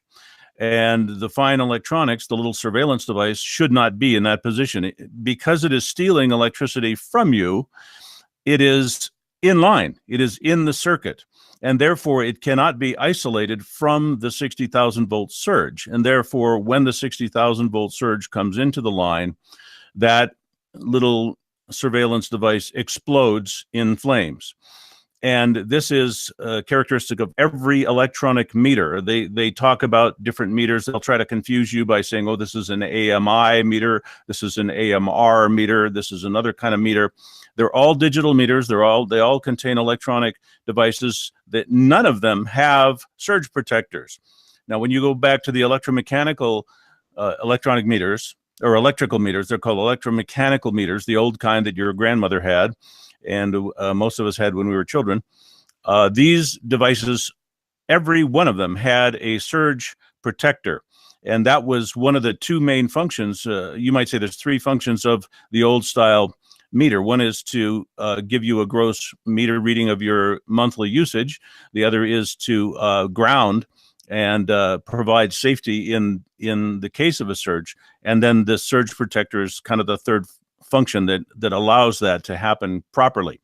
And so in the new meters, the electronic meters, we have an additional function, which is to conduct high resolution surveillance on the personal activities of the residents of the home. And there is no question that they're doing this, and they can do this. And if we had our visuals and our graphics, I would have that for you, where there's a chart I have which demonstrates with the current draw profile the data that is produced by the surveillance surveillance device in your utility meter. There are spikes on the chart that can be clearly identified, not only to the device being used, like a bathroom heater or a kettle or a hair dryer. They can identify the device being used. They can actually identify the make and model number, and they can actually identify the condition of the device, so that some utility companies are even offering people little insurance policy contracts where you will be conveniently informed 90 days before your air conditioner fails. And the way they do that is to examine the current draw profile of your air conditioner and to look at its performance, and they can tell if there are bearings out or motor problems or this or that just by looking at your current draw profile. So they have extremely high resolution data on your personal activities and your equipment and your devices inside your home. I like to say it's worse than having a camera on you in your home, because a camera can only see one area at a time. This is everything going on in your house at all times, time of day recording and database creation. That database goes immediately into the hands of total strangers who can exploit that, and who admit now that they do exploit that in many ways. Some of the ways are commercial, some of the ways are associated with government and law enforcement and security agencies. So you are absolutely and totally exposed. Your usage patterns, your behavior in your home, how many people reside there, when they are not there, what they're using when they're there, how much they use it. And I have an example that if people don't think this is dangerous, here's how this works. Take a single woman who is living with her two small children and who is a member of PTA clubs and parent groups, and she goes out several times a week to involve herself with these community groups, and quite often takes her children and whatever. The power company is doing current draw profile on her. They are watching what she does in her home, and she is using her hairdryer 4 times a week on average. The algorithms that have been created for this system are designed to speculate on what this young woman's hairdryer usage might mean. And the algorithms actually project a speculative meaning of what this hairdryer usage means. And so when this young woman uses her hairdryer 4 times a week to go out to her public meetings, the algorithm says she is using her hairdryer 4 times a week. That means she's going out to parties and bars. That means she is a drinker and possibly a drug user. That means she is abusing and neglecting her children. And very shortly, you have a knock on the door from a possibly armed team of Child Protective Services agents who are going to exploit this data. And if they find any evidence whatsoever in that home of drinking or drugs or what they might consider would be associated with drinking or drugs, they will take the children from the home on the basis of this evidence. And this evidence is being used in this way already. The Ohio State, for instance, has been regularly invading homes that they suspect to have marijuana grow houses or whatever, based on current draw profile. And the current draw profile can be completely misleading. So there are armed people coming into your home as a result of what your smart meter is telling them you might be doing. Now, in the case of SWAT teams, I'm going to go over a little information. This is from an article in the Daily Bell. Just recently, the headline of the article is called David Hogg. David Hogg is this activist who was at one of the school shootings and survived one of the school shootings and became a young activist against gun ownership. And the article is David Hogg just got swatted, and here's why that's so messed up. That's the article title. What it means when David Hogg got swatted, somebody called in a prank call and managed to motivate a SWAT team to come and raid his house and kick in his door. And they're all downplaying this like this was just a prank and, oh, this is nothing. Yeah, a prank. You try calling a SWAT team on someone and getting them to kick in the door and see how they consider that to be a prank. The police have given this a pass because they kicked in the door of David Hogg, who is one of their favorite anti-gun advocates at the current time. And so this is all played down. But the article says that in the 1970s, when SWAT teams were created, there were generally a few hundred SWAT teams or SWAT actions per year nationally. It was understood that SWAT was only to be called in extreme situations involving hostages, terrorists, major violent crimes. But as police forces in every community have been militarized, and the number of SWAT teams exploded in every city, in the year 2005 alone, there were 50,000 SWAT raids on minor offenses, such as drug possession, domestic disputes, victimless offenses. SWAT teams, 50,000 times crashing indoors over those incidents. Many of those SWAT raids were conducted at the wrong address. And during many of those instances, police killed innocent people. The Wall Street Journal reported that in recent years, 50 have been killed by SWAT when they were acting on reports of nonviolent and victimless crimes. So we have gone full police state. We have groups of armed mercenaries crashing forcibly into homes. Now it gets worse. What used to be a routine call for police assistance now brings a battalion of heavily armed mercenaries on high alert with hair trigger mentality, provoking and terrorizing whoever they encounter and causing unnecessary and inexcusable mayhem. This is not community service. These are execution squads. In order to catch people in the act or preserve evidence, SWAT teams normally conduct what is called no-knock raids, where police do not announce themselves or identify themselves at all. This means you have no idea why your door is being smashed in. You are likely to take some defensive or evasive action, And if you do, you are shot and killed without hesitation. After murdering some innocent bystander, SWAT officers are rarely investigated or prosecuted and almost never convicted of any wrongdoing or even disciplined. They never pay for the damage they do to people's homes, even when they raid the wrong address. But people are routinely prosecuted for simply defending themselves against these unannounced, armed, and violent intruders. The victims of these raids who try to defend themselves are often themselves charged with ridiculous, fabricated allegations like interfering with police work. And judges seem to favor the police in any legal dispute, no matter how outrageous, irrational, or unlawful the police conduct may be. Judges seem to think that communities need more and more police terror, as nowadays judges deny less than 3% of police requests for SWAT raid no-knock warrants. So they're approving 97%, almost rubber stamping all of these no-knock warrants where people are getting killed and innocent people are getting terrorized, where SWAT teams are going to wrong addresses, all of them, just 97%. Oh, sure, go give that a try.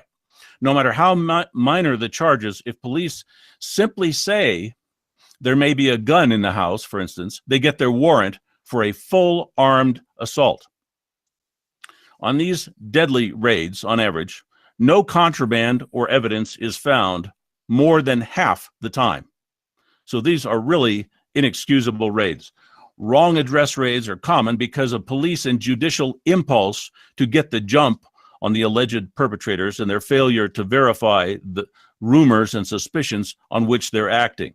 So they have very scant evidence. They want to jump on it. So here's your warrant. Go bash in a door. Go shoot somebody.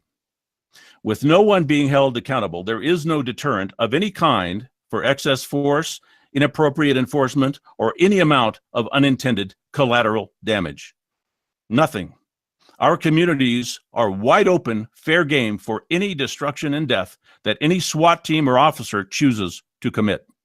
We have no defense against this. It is our Justice Department that is doing this to us. It is the agencies that are designed and intended to protect us that are committing these heinous raids and assaults. There is evidence that collateral damage is committed intentionally by police who have been trained to think that by showing force, they are making their communities safer. They feel they are preventing crime by committing crimes. Obviously, there's a terrible need for some law enforcement psychological deprogramming. Your local police policies are overseen by your local officials. Police policy is supposed to be strictly controlled by city officials and county supervisors, but police departments often develop an authority all unto themselves by disregarding or intimidating those elected officials. It is very important to know that we must attend our city and county government public meetings. We must let them know what we think about the recent militarization of our community servants.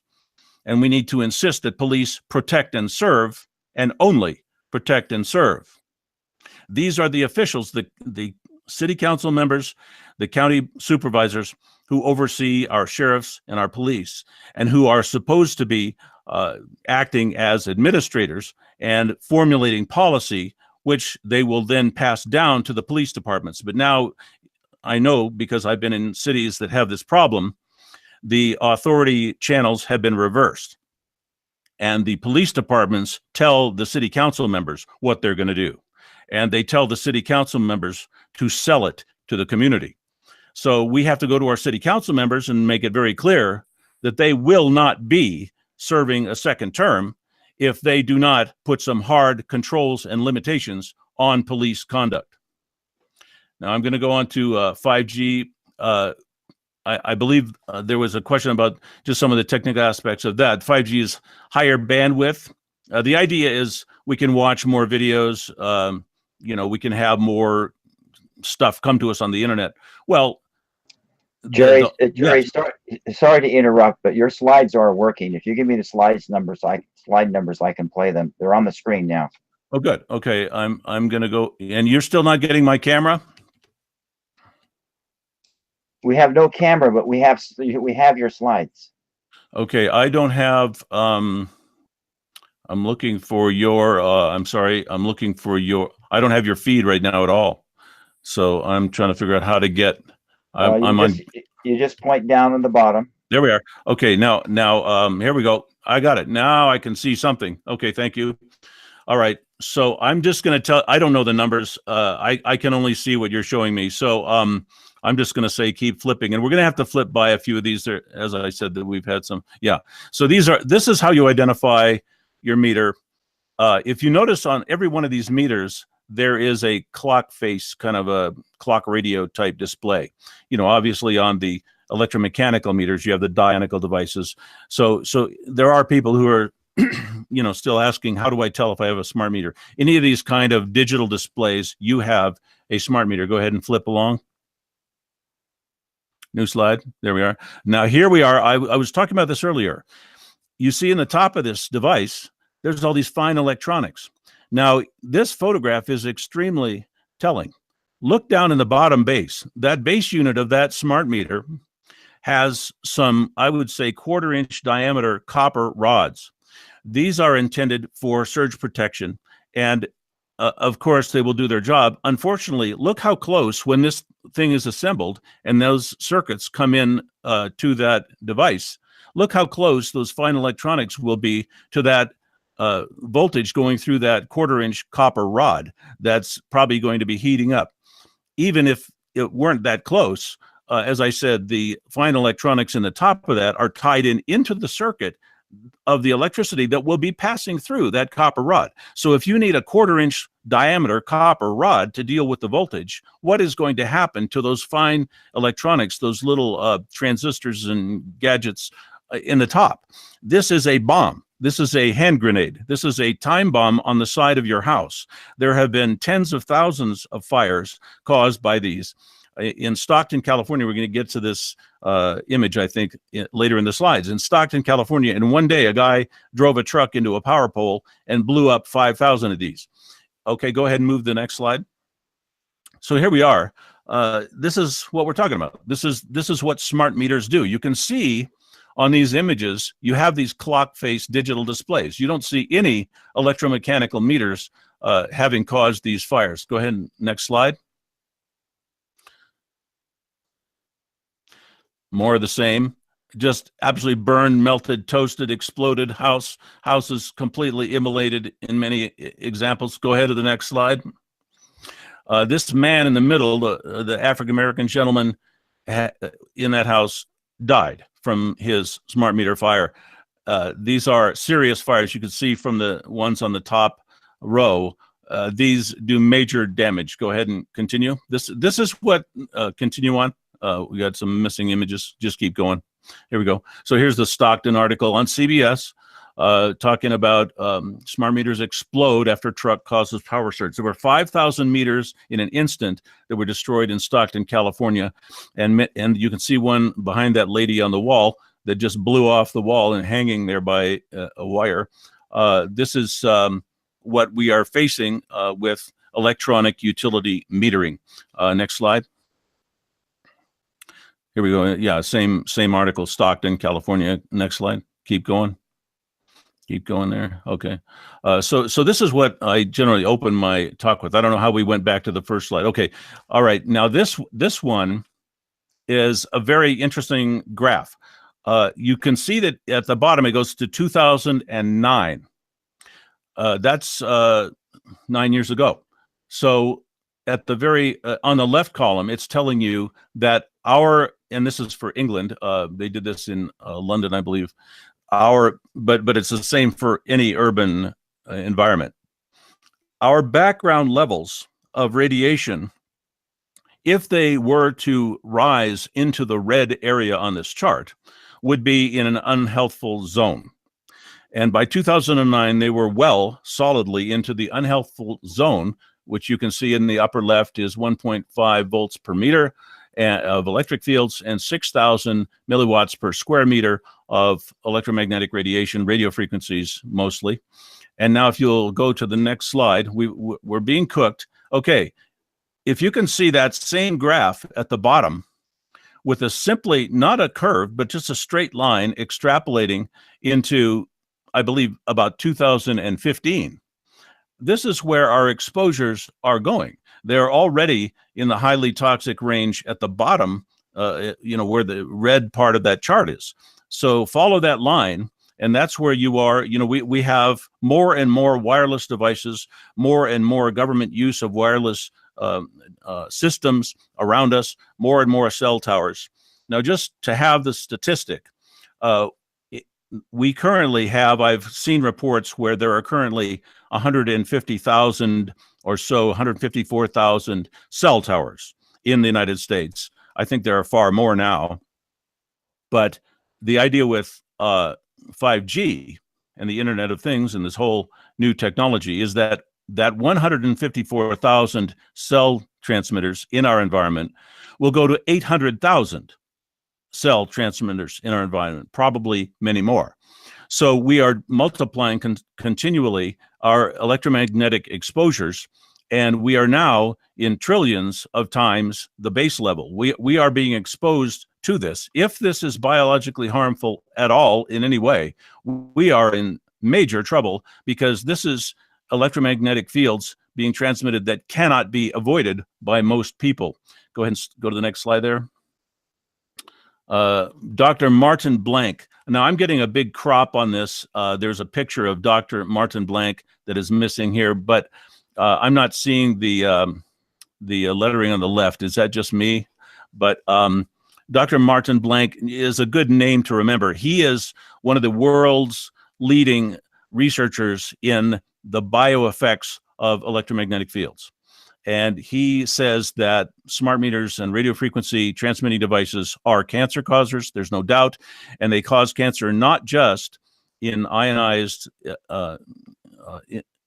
assaults, you might say ionized exposures, but also in non-ionizing exposures. And for those who don't know what that means that the FCC's standards say that EMF only hurts you if it heats you up, if it literally makes you burn, your tissues burn. Dr. Martin Blank has found that non-ionizing radiation that does not have a thermal effect, is just as cancer causing. And this is the type of electromagnetic fields that the FCC says has no effect on you at all. Their data is from the 1970s. They do not want to update it because they're in bed with the wireless industry, and they're trying to make it all sound happy and fun.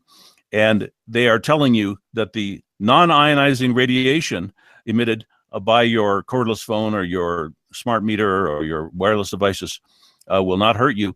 Absolutely wrong. The evidence and science clearly shows non-ionizing radiation is a cancer causer, is a DNA deconstructor.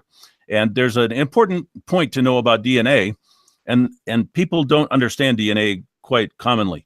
DNA, we think, is a coded molecule that we carry in our bodies to pass on to our children so they will know how to look like us. That is not exactly the whole story. DNA is how you look like you. If you didn't have your DNA constantly working, constantly acting as a machine to create and recreate your body, it would be a very short amount of time where you would basically disintegrate and look nothing like what you look like. DNA is a constantly working machine. Every moment of the day, they say that in 7 years, all of your body cells are fully replaced. That's actually sort of the outside end of that. There are parts of your body that are replaced almost every day. Your retina, the sensors in your eyeball are replaced every 48 hours, and they have to be, or they won't work. And so your DNA is constantly saying, give me a new eyeball, give me a new eyeball, give me a new eyeball. Okay, when you have electromagnetic fields around you, you are getting that DNA being damaged, being crippled, being torn apart by those electromagnetic frequencies. This is very serious stuff. Go ahead and go to the next slide. Jerry, with an eyeball on the clock. Yeah. we're heading to we're pretty much at the end of your allotted time. So if you could wrap this up now, then I would like to speak with you a little bit about 5G. Absolutely. Just flip through a couple of slides. Let's see if there's any particular wrap up. I'm sorry that these are seem to be cropped on my screen. Just keep going. Okay, so going into the surveillance area, I think I've covered kind of a good basic amount of that, and so we could go on. But now let's end with this guy, Miles Keogh. I think the data is going to be worth. Now, this is the data they're collecting from their smart meters. This is a guy who represents, if you look at his credentials there at the bottom, he represents National Association of Regulatory Utility Commissioners. So he's at the top end of the industry of utility companies representing the commissioners who regulate them. And he says, this is a great thing. The data we collect from your personal data spying on you in your home is going to be worth a lot more than the commodity that's being consumed to generate the data. In other words, they have a $2 billion a year plus revenue from giving you electricity. They're going to have far more money coming from the data they're stealing from you, from your living habits and your personal activities inside your home, because that data can be used to prosecute you, can be used to tax you, can be used to exploit you commercially. And so that data is worth more. Imagine that, more than all the electricity they're generating and sending to homes over all these grids. So that should tell people that this data is going to be a very big factor in their lives, and it will not be in their favor. Let's call that a wrap. Spoken like a true pro in both terminology and in your excellent speaking voice, Jerry, and your presentation. Thank you. A bit of housekeeping for a moment. I hate to do this over the air, folks, but it's a bit confusing with the emails back and forth. This panel was originally scheduled to go to 1:30 New York time. It is already 1 o'clock New York time, and we would like to squeeze in an extra 15 minutes for a discussion on 5G. Is it the consensus of the producers that we shall go to 1:45 instead of 1:30? And that will give us a 45-minute break between this segment and this panel and the next. Can somebody verify, please? Sure, fine with me. Okay, fine with me too. But hello. Fine with me. Fine All with right, me. all right, that's great. All right, so we've cleared that up. All right, so what we're going to do, Jerry, if you don't mind, I'd like to discuss with you a little bit about 5G. We did have a presenter who, was persuaded to not come because of discussions about Zionism and other panels here. So I understand you're familiar with it, and then we're going to go to a general Q&A with the rest of the panelists. Very good. So then, I'm kind of like the man from Mars here on 5G. I've heard about it. I hear it's supposed to be coming. And based on what you've said and others, am I right in assuming that this is a jacked up version of the kind of wireless technology that we're all using right now to give us, so it can sell more data bandwidth to us in movies and that sort of thing? Oh, excuse me. Am I still invited to be in on the discussion or not? Yes, I'm going to start with Jerry though, since he's just finished. Okay. All right. Very good. All right. Very, very quickly, 5G is a whole new ball game. The idea that it's going to give you more movies to watch is a selling point. It's got nothing to do with why they want to go to 5G. 5G is much, much higher bandwidth, higher frequency, the millimeter wave frequency, and the amount of data that will be able to process will be magnitudes greater. And so, yes, of course, that will allow you to watch your movies on a larger screen or whatever you want to do. The consumer benefit is not the purpose of 5G. The purpose of 5G is to collect Internet of Things data, mass data that is far more than they can collect now on a very, very high acuity time of day basis, so that they can track and control the population. This is what the electronic metering has been from the beginning. It is a surveillance program. Surveillance devices have no business being in a utility meter. This is a way to spy on people in their homes through all their devices. The Internet of Things will mean that you'll have all kinds of crazy sensors everywhere, your thermostat, your this, your that, all over the house, all your appliances filled with them. And this mass amount of data that gives an amazingly high resolution showing of what your behaviors are and what your preferences are and what your violations are and what your political opinions are. All of these things are going to be easily accessible in security agency databases because of collecting this 5G data. As Alana Freeman said, and as General Petraeus said, this is a way we can spy on you through your dishwasher, and we don't have to go implant spying devices anymore. Everybody will buy them and pay for them themselves and have them running in their houses. And this is the plan. It is high-level surveillance like the world has never seen. And that's the surveillance part of it. Ilana, I suspect there are also health effects as well at those frequencies. Could you speak with us about that? Yes, I wanted to bring in something I wrote in Chapter 8 of the Under an Ionized Sky. It's really bizarre to me, but the 5G cell phones operate in the 28 to 100 gigahertz range, the same frequency as the extremely high frequency millimeter wave spectrum used in Raytheon's active denial system, the ADS, which is a directed energy weapon for perimeter security and crowd control. Now, when I think of that, I think also of the capability of 5G to move in rays. It can be directed, and so I think it is absolutely surveillance. And I think it might be much more of a crowd control as well, being able to target various houses through the IoT in the house and the 60 hertz that's in the walls. So that's of very great concern to me, just on a level of population control. And the other thing regarding the health, I really have to quote neurosurgeon Dr. Jack Kruse. He talked about the mitochondria, and this is a key. The mitochondria, most people don't know, are tiny structures containing genes that float around inside the cell, away from the cell's nucleus, where the vast majority of the genes reside. There can be as many as 100,000 mitochondria floating in the cell cytoplasm. So Jack Kruse says, 5G is coming and your mitochondria will be fully assaulted when it arrives. The key part is to understand that because of the types of light used and the frequency modulation required to increase the bandwidth, 5G is more likely to jump conduct and induce currents on many things like power lines, gas lines, water pipes, underground utilities that come right into your house and induce deadly magnetic fields.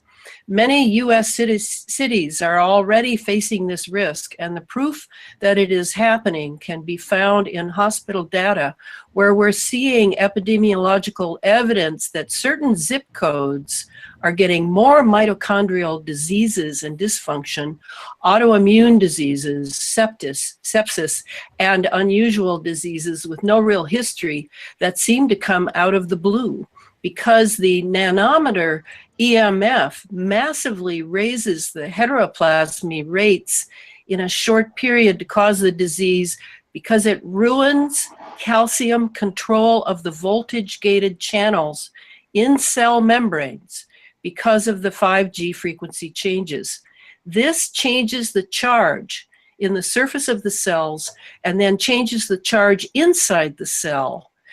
This mechanism will touch all corners of the globe and not only our country. The FCC requires no testing of the health effects because of the 1996 Telecommunications Act, in which the AI, artificial intelligence with 5G over satellite to power the IoT. Because what good is big data and artificial intelligence if it can't be shared with things in real time? So mark my words, this disruption of proton recycling will require a major hack, and that mechanism is of paramount importance. Okay, that's it. And this is all not to mention what I call the speed dialing effect. I'm of the opinion that I'm going to be 65 years old this year. I've come a ways. I've seen what things were like back in the old days, and in my opinion, there's been a big infantilization project going on. I mean, people. There's television commercials showing young men who don't know how to change a tire now. That used to be a rite of passage when I was a young man, but it seems like the more and more these devices in our homes are controlled, and you talk to them and you think about them, and they do this and they do that. It's like the nanny state Big Brother getting right inside your house, and people losing basic skills and communication and how to survive. I mean, it seems like people will be entirely dependent now on the network. Power failures or hacking, or if they just don't like you anymore, you could just be dropped off the grid. Is that a valid concern, speakers? If I could address how that's going to work, it isn't just that it's all around us. It's that because of the chemical trails and the GMO supplementary system, the vaccination programs, we have these metals in us that are highly conductive. And now we are turning our own bodies. We've always been like towers, like transceivers anyway, because we are resonant beings. We cyclotronically resonate with whatever is around us, whatever the frequency is being pulsed. So now we have this whole antenna system. Our DNA itself is an antenna. So we have the metals inside of us, and we are now plugged in. I mean, we couldn't be more plugged in if we stuck our two fingers in the light socket. So this is what people are going to have to really understand. It isn't just that you're carrying around an iPhone that is pulsing you with all sorts of subliminals and frequencies. I don't know what's going on there because I don't own a cell phone. I refuse to own one. But I know people need to understand that this wireless world means we are plugged in, and that's partially what I mean by the space fence lockdown. Absolutely. All right. And speaking of the benefits of detoxification when it comes to these metals, I'd like to go back to Peter in a moment. I'm going to segue with a question here about 5G because it goes into one of the questions that we also received from viewers. This stuff is all around, and presumably it affects all of us. What about the perps? How do they survive in an environment that they are, corrupting, polluting, and that sort of thing? Where they all got Faraday cages in their homes and in their cars and stuff, or how is it that it's either not affecting them, or they don't care that it's affecting them, or they don't believe it's affecting them, or they're protecting themselves? It's affecting them. Well, I can throw in my 2 cents. These guys are the opposite of us. We're about creation, they're about destruction. They want to destroy everything, including themselves. It makes no sense. They're not in it for the money. They just want to destroy. And ultimately, they will destroy themselves if they have their way. They're not going to have their way because we're here. It's just, you cannot understand it. But what you have to sort of picture the opposite of what you are, and that's what they are. And of course yes, they'll have some protection, but it's destroying them. I mean, the alumina alone, and of course I'm just concentrating on alumina because it gives me a legal way to destroy the entire program. It's just one of very many things. That alumina kills every living cell. They can detox themselves to a certain degree, but they're pulling the rug out from underneath themselves. The entire biosphere is at risk. It makes no sense, but that's what they're doing. So even if they have some mitigating factors, their ultimate thing is complete destruction. It's sad to say, but that's the fact of the matter. Well, that's a question that we had from one of our listeners, Gray Boy. That isn't me, however. And also with the chemtrails, the chemicals in the atmosphere coming down, surely it affects them as well. Do any of our other speakers want to add their thoughts on how that could be, that or how they could exist in an environment untouched while it harms everyone else? Yeah, I can throw some in there. I have a chapter in my book titled Solutions, and these are things that we can do. That most of the things in there are things that we can do, individuals, people who aren't incredibly wealthy. But if you're incredibly wealthy, you can totally avoid all this stuff. And let's just look at the incredibly wealthy people and what they could do to avoid all this. They have all the resources. First of all, the chemtrails are not sprayed in every area of the world. There are quite a few second and third world countries where chemtrails are not sprayed. They have not been seen. If you have enough money, apparently what these elitists of the world do is that they'll often buy up an armed compound with their own security down somewhere in a third world nation. And, they might live down there most of the year and be protected by their own security. You could also live on a yacht, which is another favorite thing of elitists. They love, whoever has the biggest yacht is like the coolest guy on the block or whatever.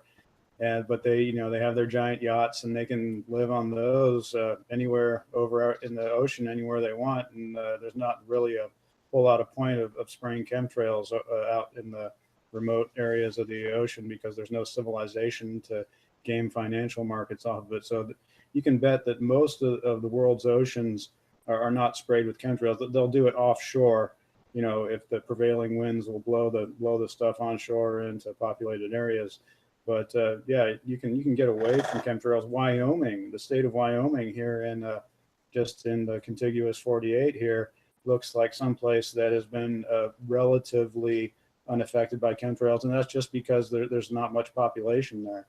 There's not much stuff to game. They want to hit the population centers where you use energy, and where the temperature, the day's average temperature, has a tremendous effect upon how much energy people use, and this is the basis of the weather derivatives market. You could also, lastly, if you know exactly what this stuff is that you're being sprayed with, you could concoct some type of supplement that would counteract all the negative effects of these toxins. Patrick already showed us something that takes out aluminum. Well, if you're an elitist of the world, maybe you just get a bottle full of pills or multiple bottles or a case of bottles and you pass them out to your family and say, don't ask any questions, just take one of these daily and you'll be fine. So, and it goes on and on from there. There's plenty of things you can do to minimize the effect or completely get rid of chemtrails in people's lives. Yeah, I recall one of you speakers mentioning silica, or was it Peter or was it Patrick? No, it's me. Actually, I actually disagree with Peter on this. They do spray the entire planet. There is no part of the planet at all that does not get directly sprayed, apart from North Korea, where they don't fly directly over there, but the stuff in the Yellow Sea blows in over. Look around the oceans, they're spraying the crap out of everywhere. And it might not just be the telltale signs. You can see scumbaggery in all its forms all over the place. And yes, there are mitigating things you can use. Max Bliss and I were at the AAS meeting in San Jose in 2015, and we met a scientist from Tulane who knew a guy at Tulane who had developed a protein that would remove aluminum from living tissue. But they are not immune from, no matter how many countermeasures they take, they're going to be exposed to GMO pollen. The EMF stuff is hitting them too. You can't, and unless they're in like a Faraday cage and inside a mountain or something, they are also getting harmed. Yes, they'll have some mitigating circumstances. I think they'll probably want to destroy everyone else and then kill themselves, but they are also being harmed. Well, I think and one of the what my approach has been to be that all the people who are working for the other side, they work for liars. They are not getting the full information of what protective measures to take, and they can't even give those to their loved ones because of national security, whatever. I'm going to help them too. They're not the enemy. They're our future friend. They're doing crappy things. We want the crappy things to stop. You go after the sin, not the sinner. But this is killing everything. Aluminum kills every cell there is. Okay. If we could make it a little more of a back and forth, so we can cover a little more ground. We have other speakers in the Q&A. I will ask one more thing though, Patrick. You did say silica.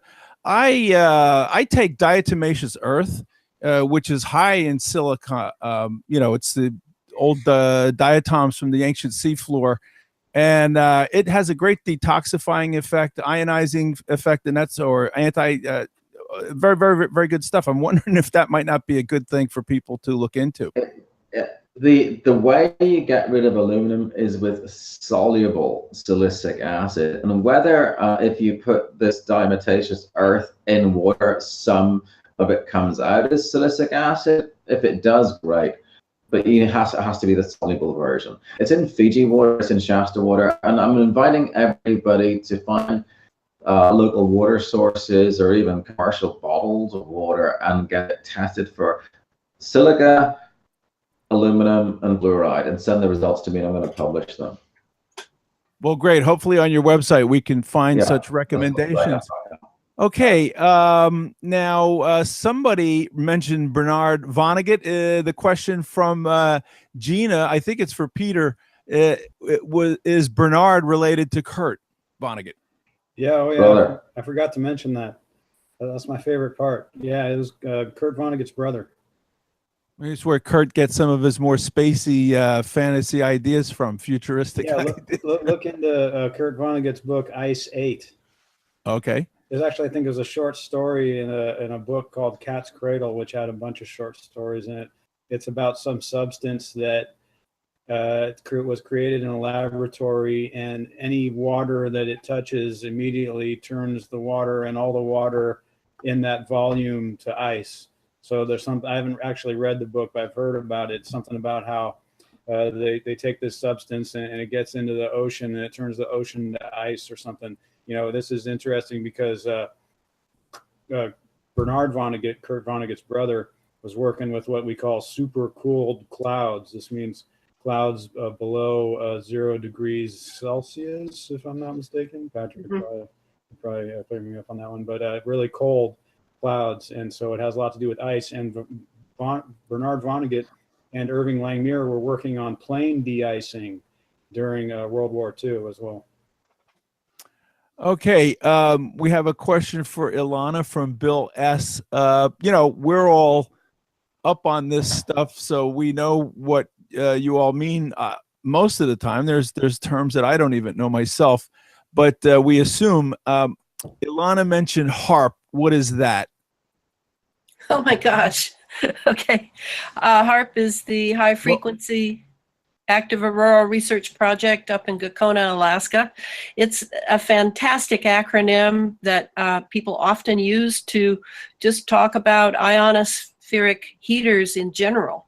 But HAARP was unique in that the Air Force and Navy were involved in the experiments with HAARP after Bernard Eastland's 1987 patent.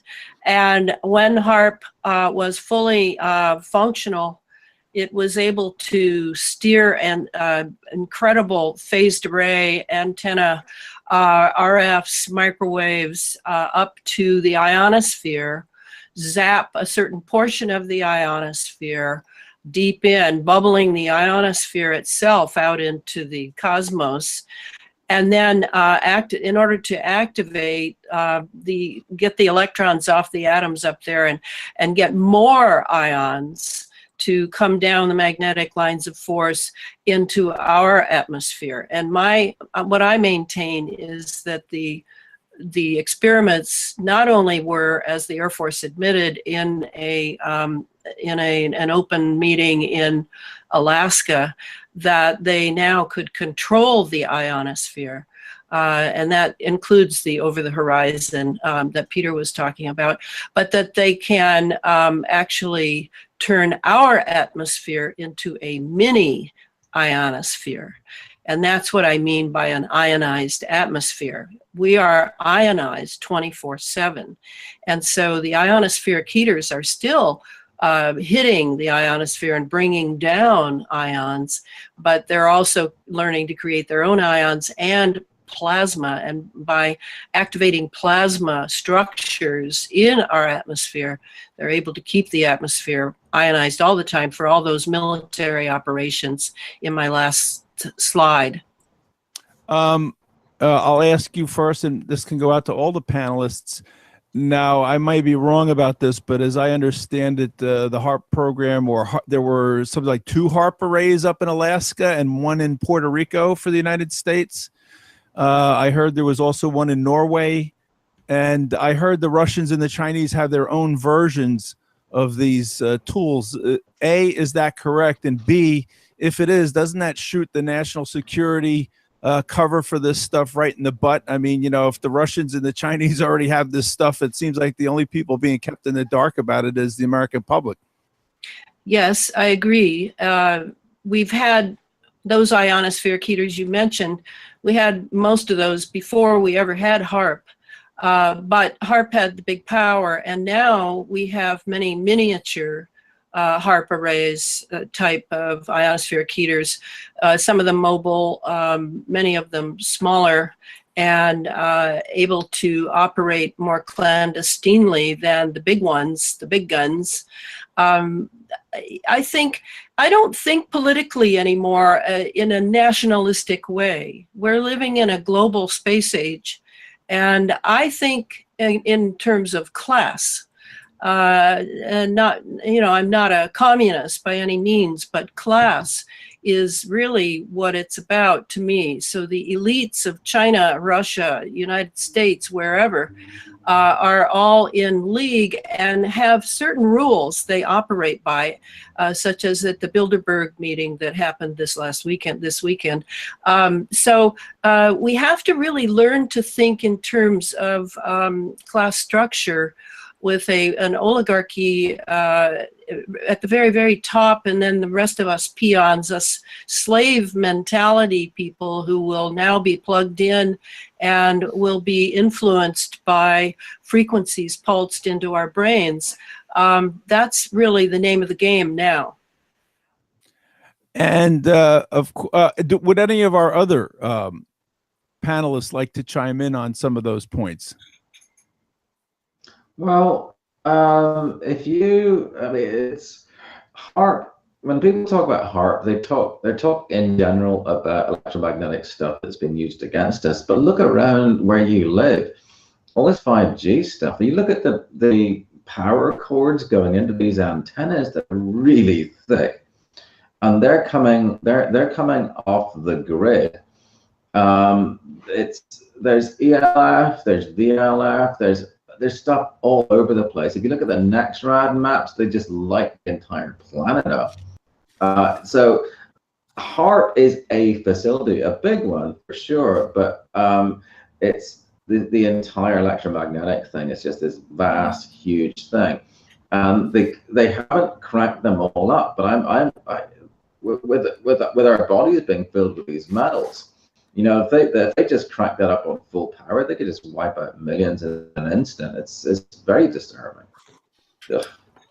Well, I also, and I'm going to use this as a segue, you'll see in a moment. I also like Patrick, and it was implied perhaps by others here, the notion that we're in a sort of a spiritual war here, because all of these things that we're talking about, metals and HARP and the radio waves, it's all involved on the gross material plane of existence.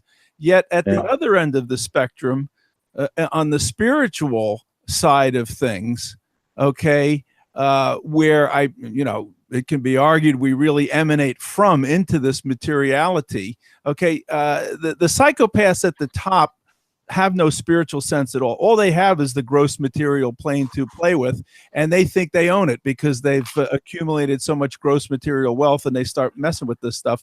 And here's the segue. They're also big, and for that, they're limited. They have no concept of spirituality, so they want to live forever, okay, in the gross material. It's impossible, but they're going to try to do it. And here we go into transhumanism, All right. They want to put their brains into a computer. Or they want to, gradually replace the body with material stuff that won't wear out or that can be replaced and all of that sort of thing.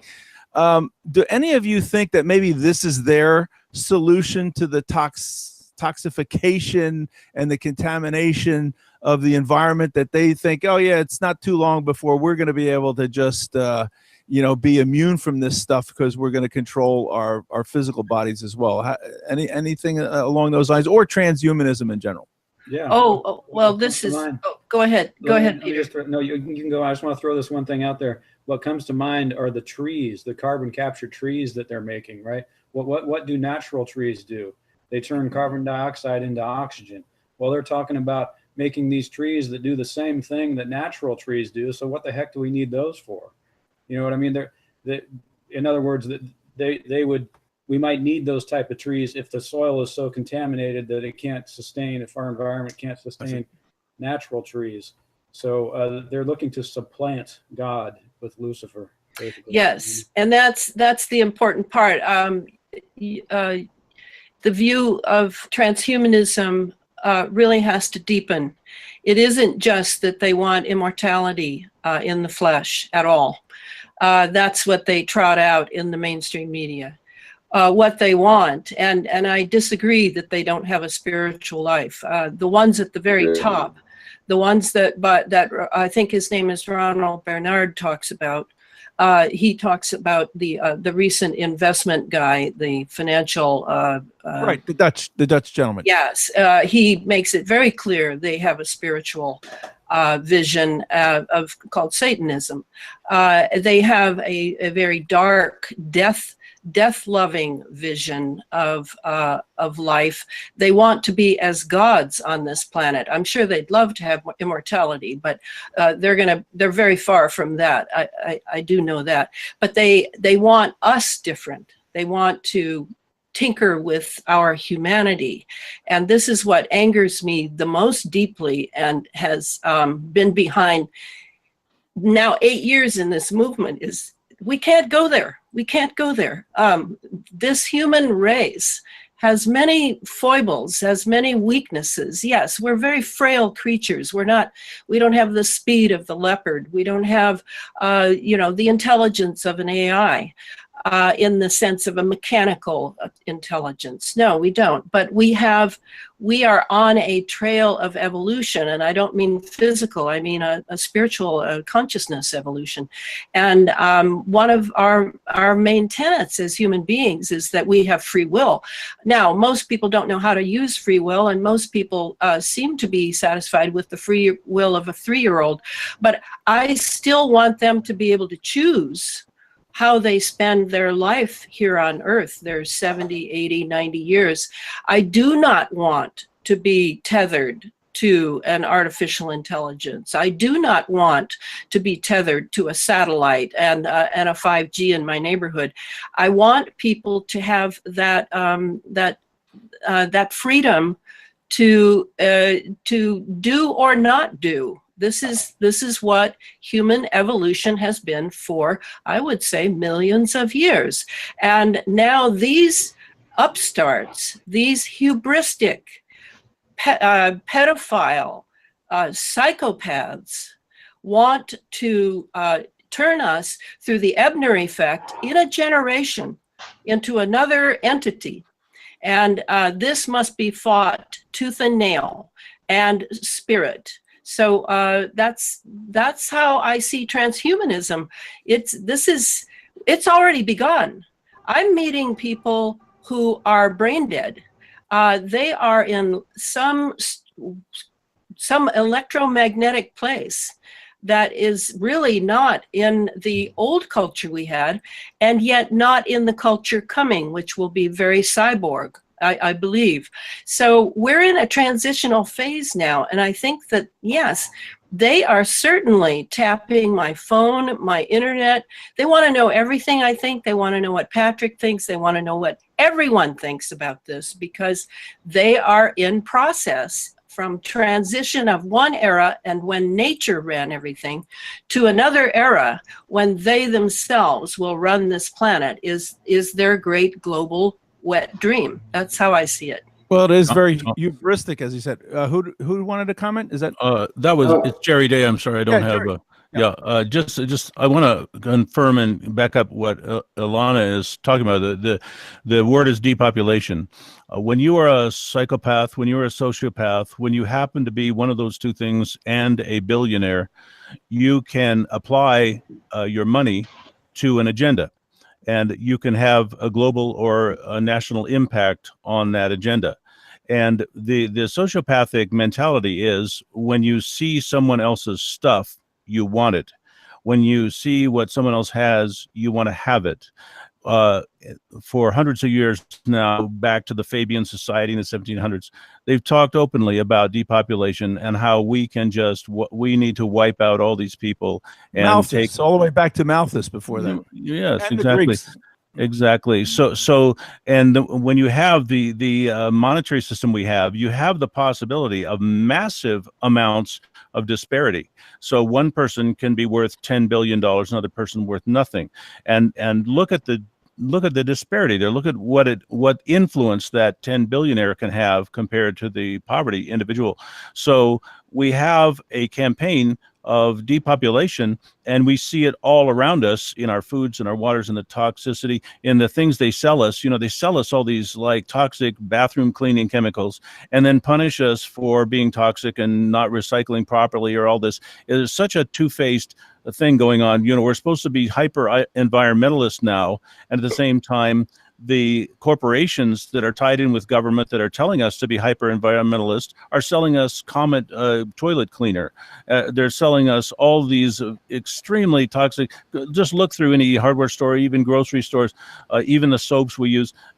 Obviously the food additives, the food processing, the glyphosates in the agriculture, the things that the corporations are using are where the problems are coming from, not in our individual daily behavior. And so we are to be taxed under carbon tax. We're to be punished. We are to be criminals because we're exhaling CO2, which is supposed to be a poison. It's just absurd information we're getting. We are actually not the problem. It is the corporations the problem, and is the depopulation is the problem. And when you look at the concept of depopulation, it starts to answer so many questions. The eugenicists, they even made it all the way to Germany. And the Germans at the end of the war said, "What's your problem with our depopulation program of the Jews? We got it from you folks." That's when they changed the name of the Eugenics Society, something else in the United States. It's always blame the little guy, isn't it? I really noticed this. I was a young man in West Berlin in the Army during the first of the oil embargoes.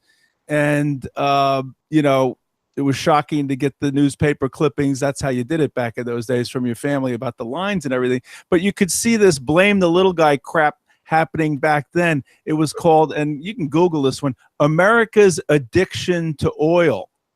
Well, excuse me, I'm not an addict, and I don't really want oil, but y'all at the top, that's all you're offering us. You know what I mean? Right. So now they'll give us a carbon tax.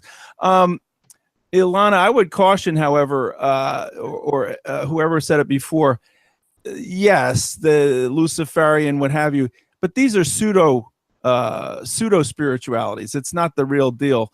In the Hindu and Buddhist cosmology, they describe two different levels of godlike realms where we can incarnate into, and these people think they're gods and all, and they're not. I mean, they are in the sense compared to the way we live. They live fantastic lives for a really long time, but even there, it's limited. It's when you become enlightened, and that's only through a spiritual process that you're beyond all of this stuff, and maybe you try to help people. But I would, it's not really a spiritual thing.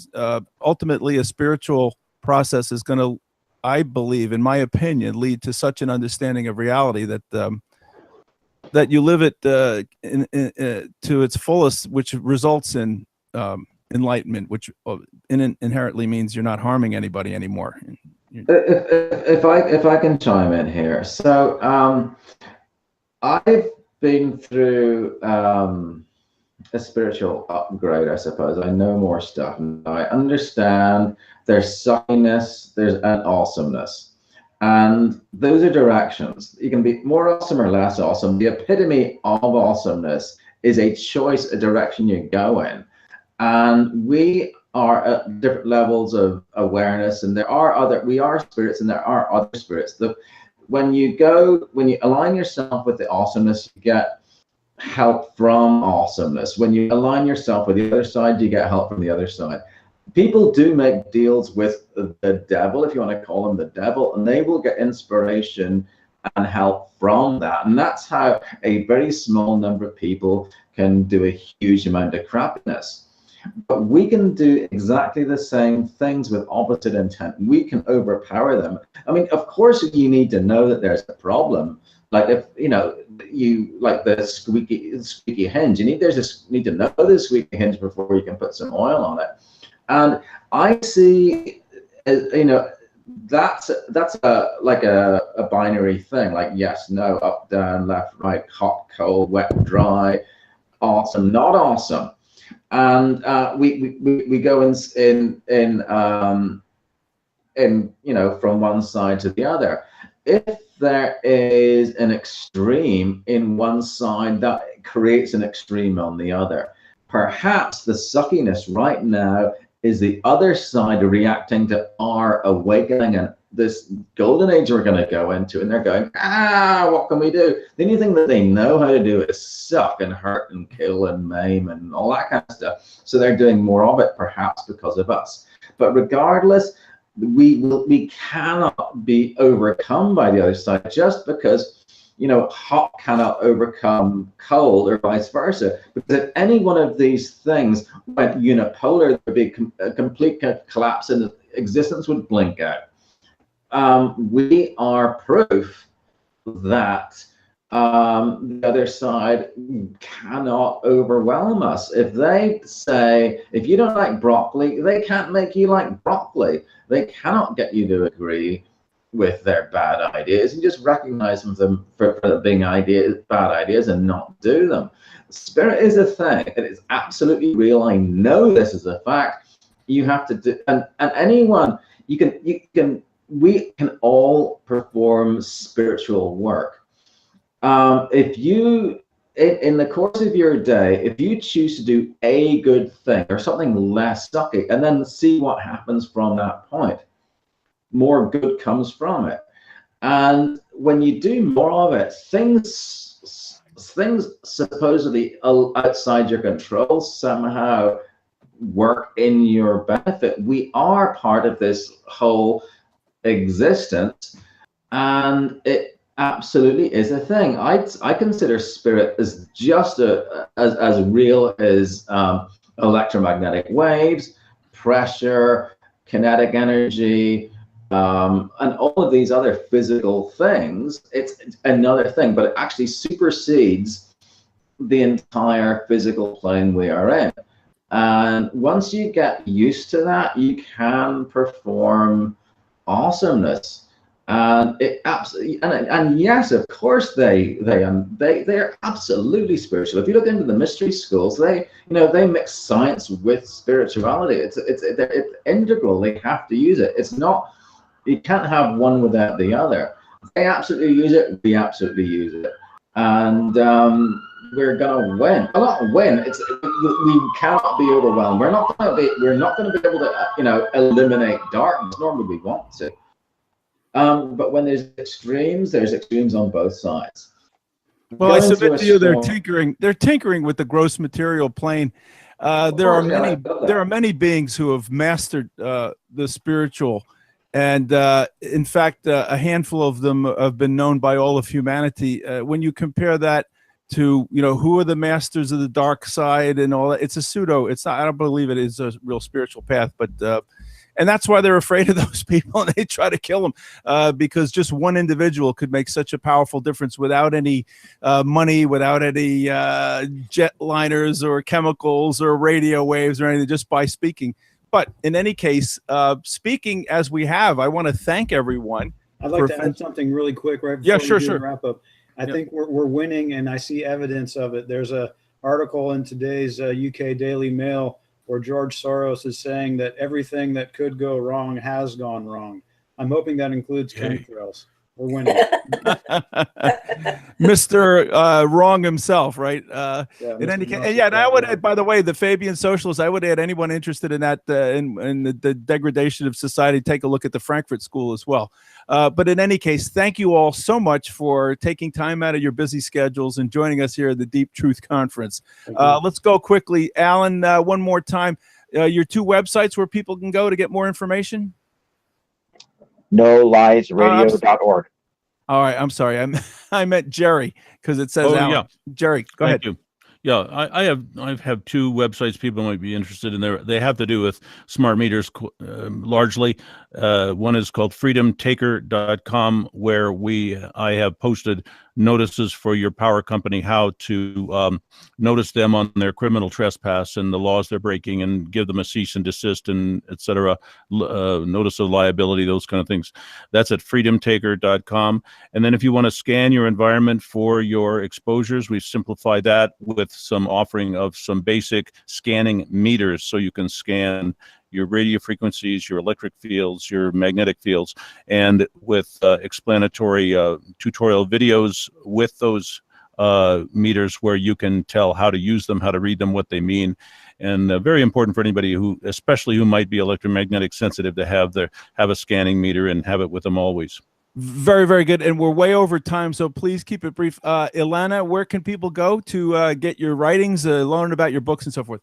IlanaFreeland.com, and also on Amazon. The books are available there. Thank you so much for your work and for making it available. Patrick? StopSprayingUs.com. And I'm on social media, Patrick Roddy, Roddie. You'll find me on Facebook and YouTube and so on.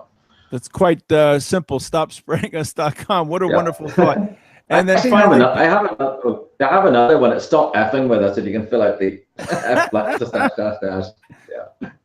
yeah. That wouldn't be any fun. Okay, and then Peter, where people can go to get your work. Yeah, my book is called Chemtrails Exposed, A New Manhattan Project. It's available at Amazon.com. My website is peterakirby.com. That's my middle initial A. And I'm a staff writer at activistpost.com. You can find my latest articles there. All right. Well, I want to thank you all very much. We are going to take a much needed break. Our next presentation will be at 2:30 New York time. It'll be on Zionism Deconstructing the Power Paradigm, and it'll be moderated by Kevin Barrett. Thank you so much for joining us, and we'll see you at the next segment. Thank you.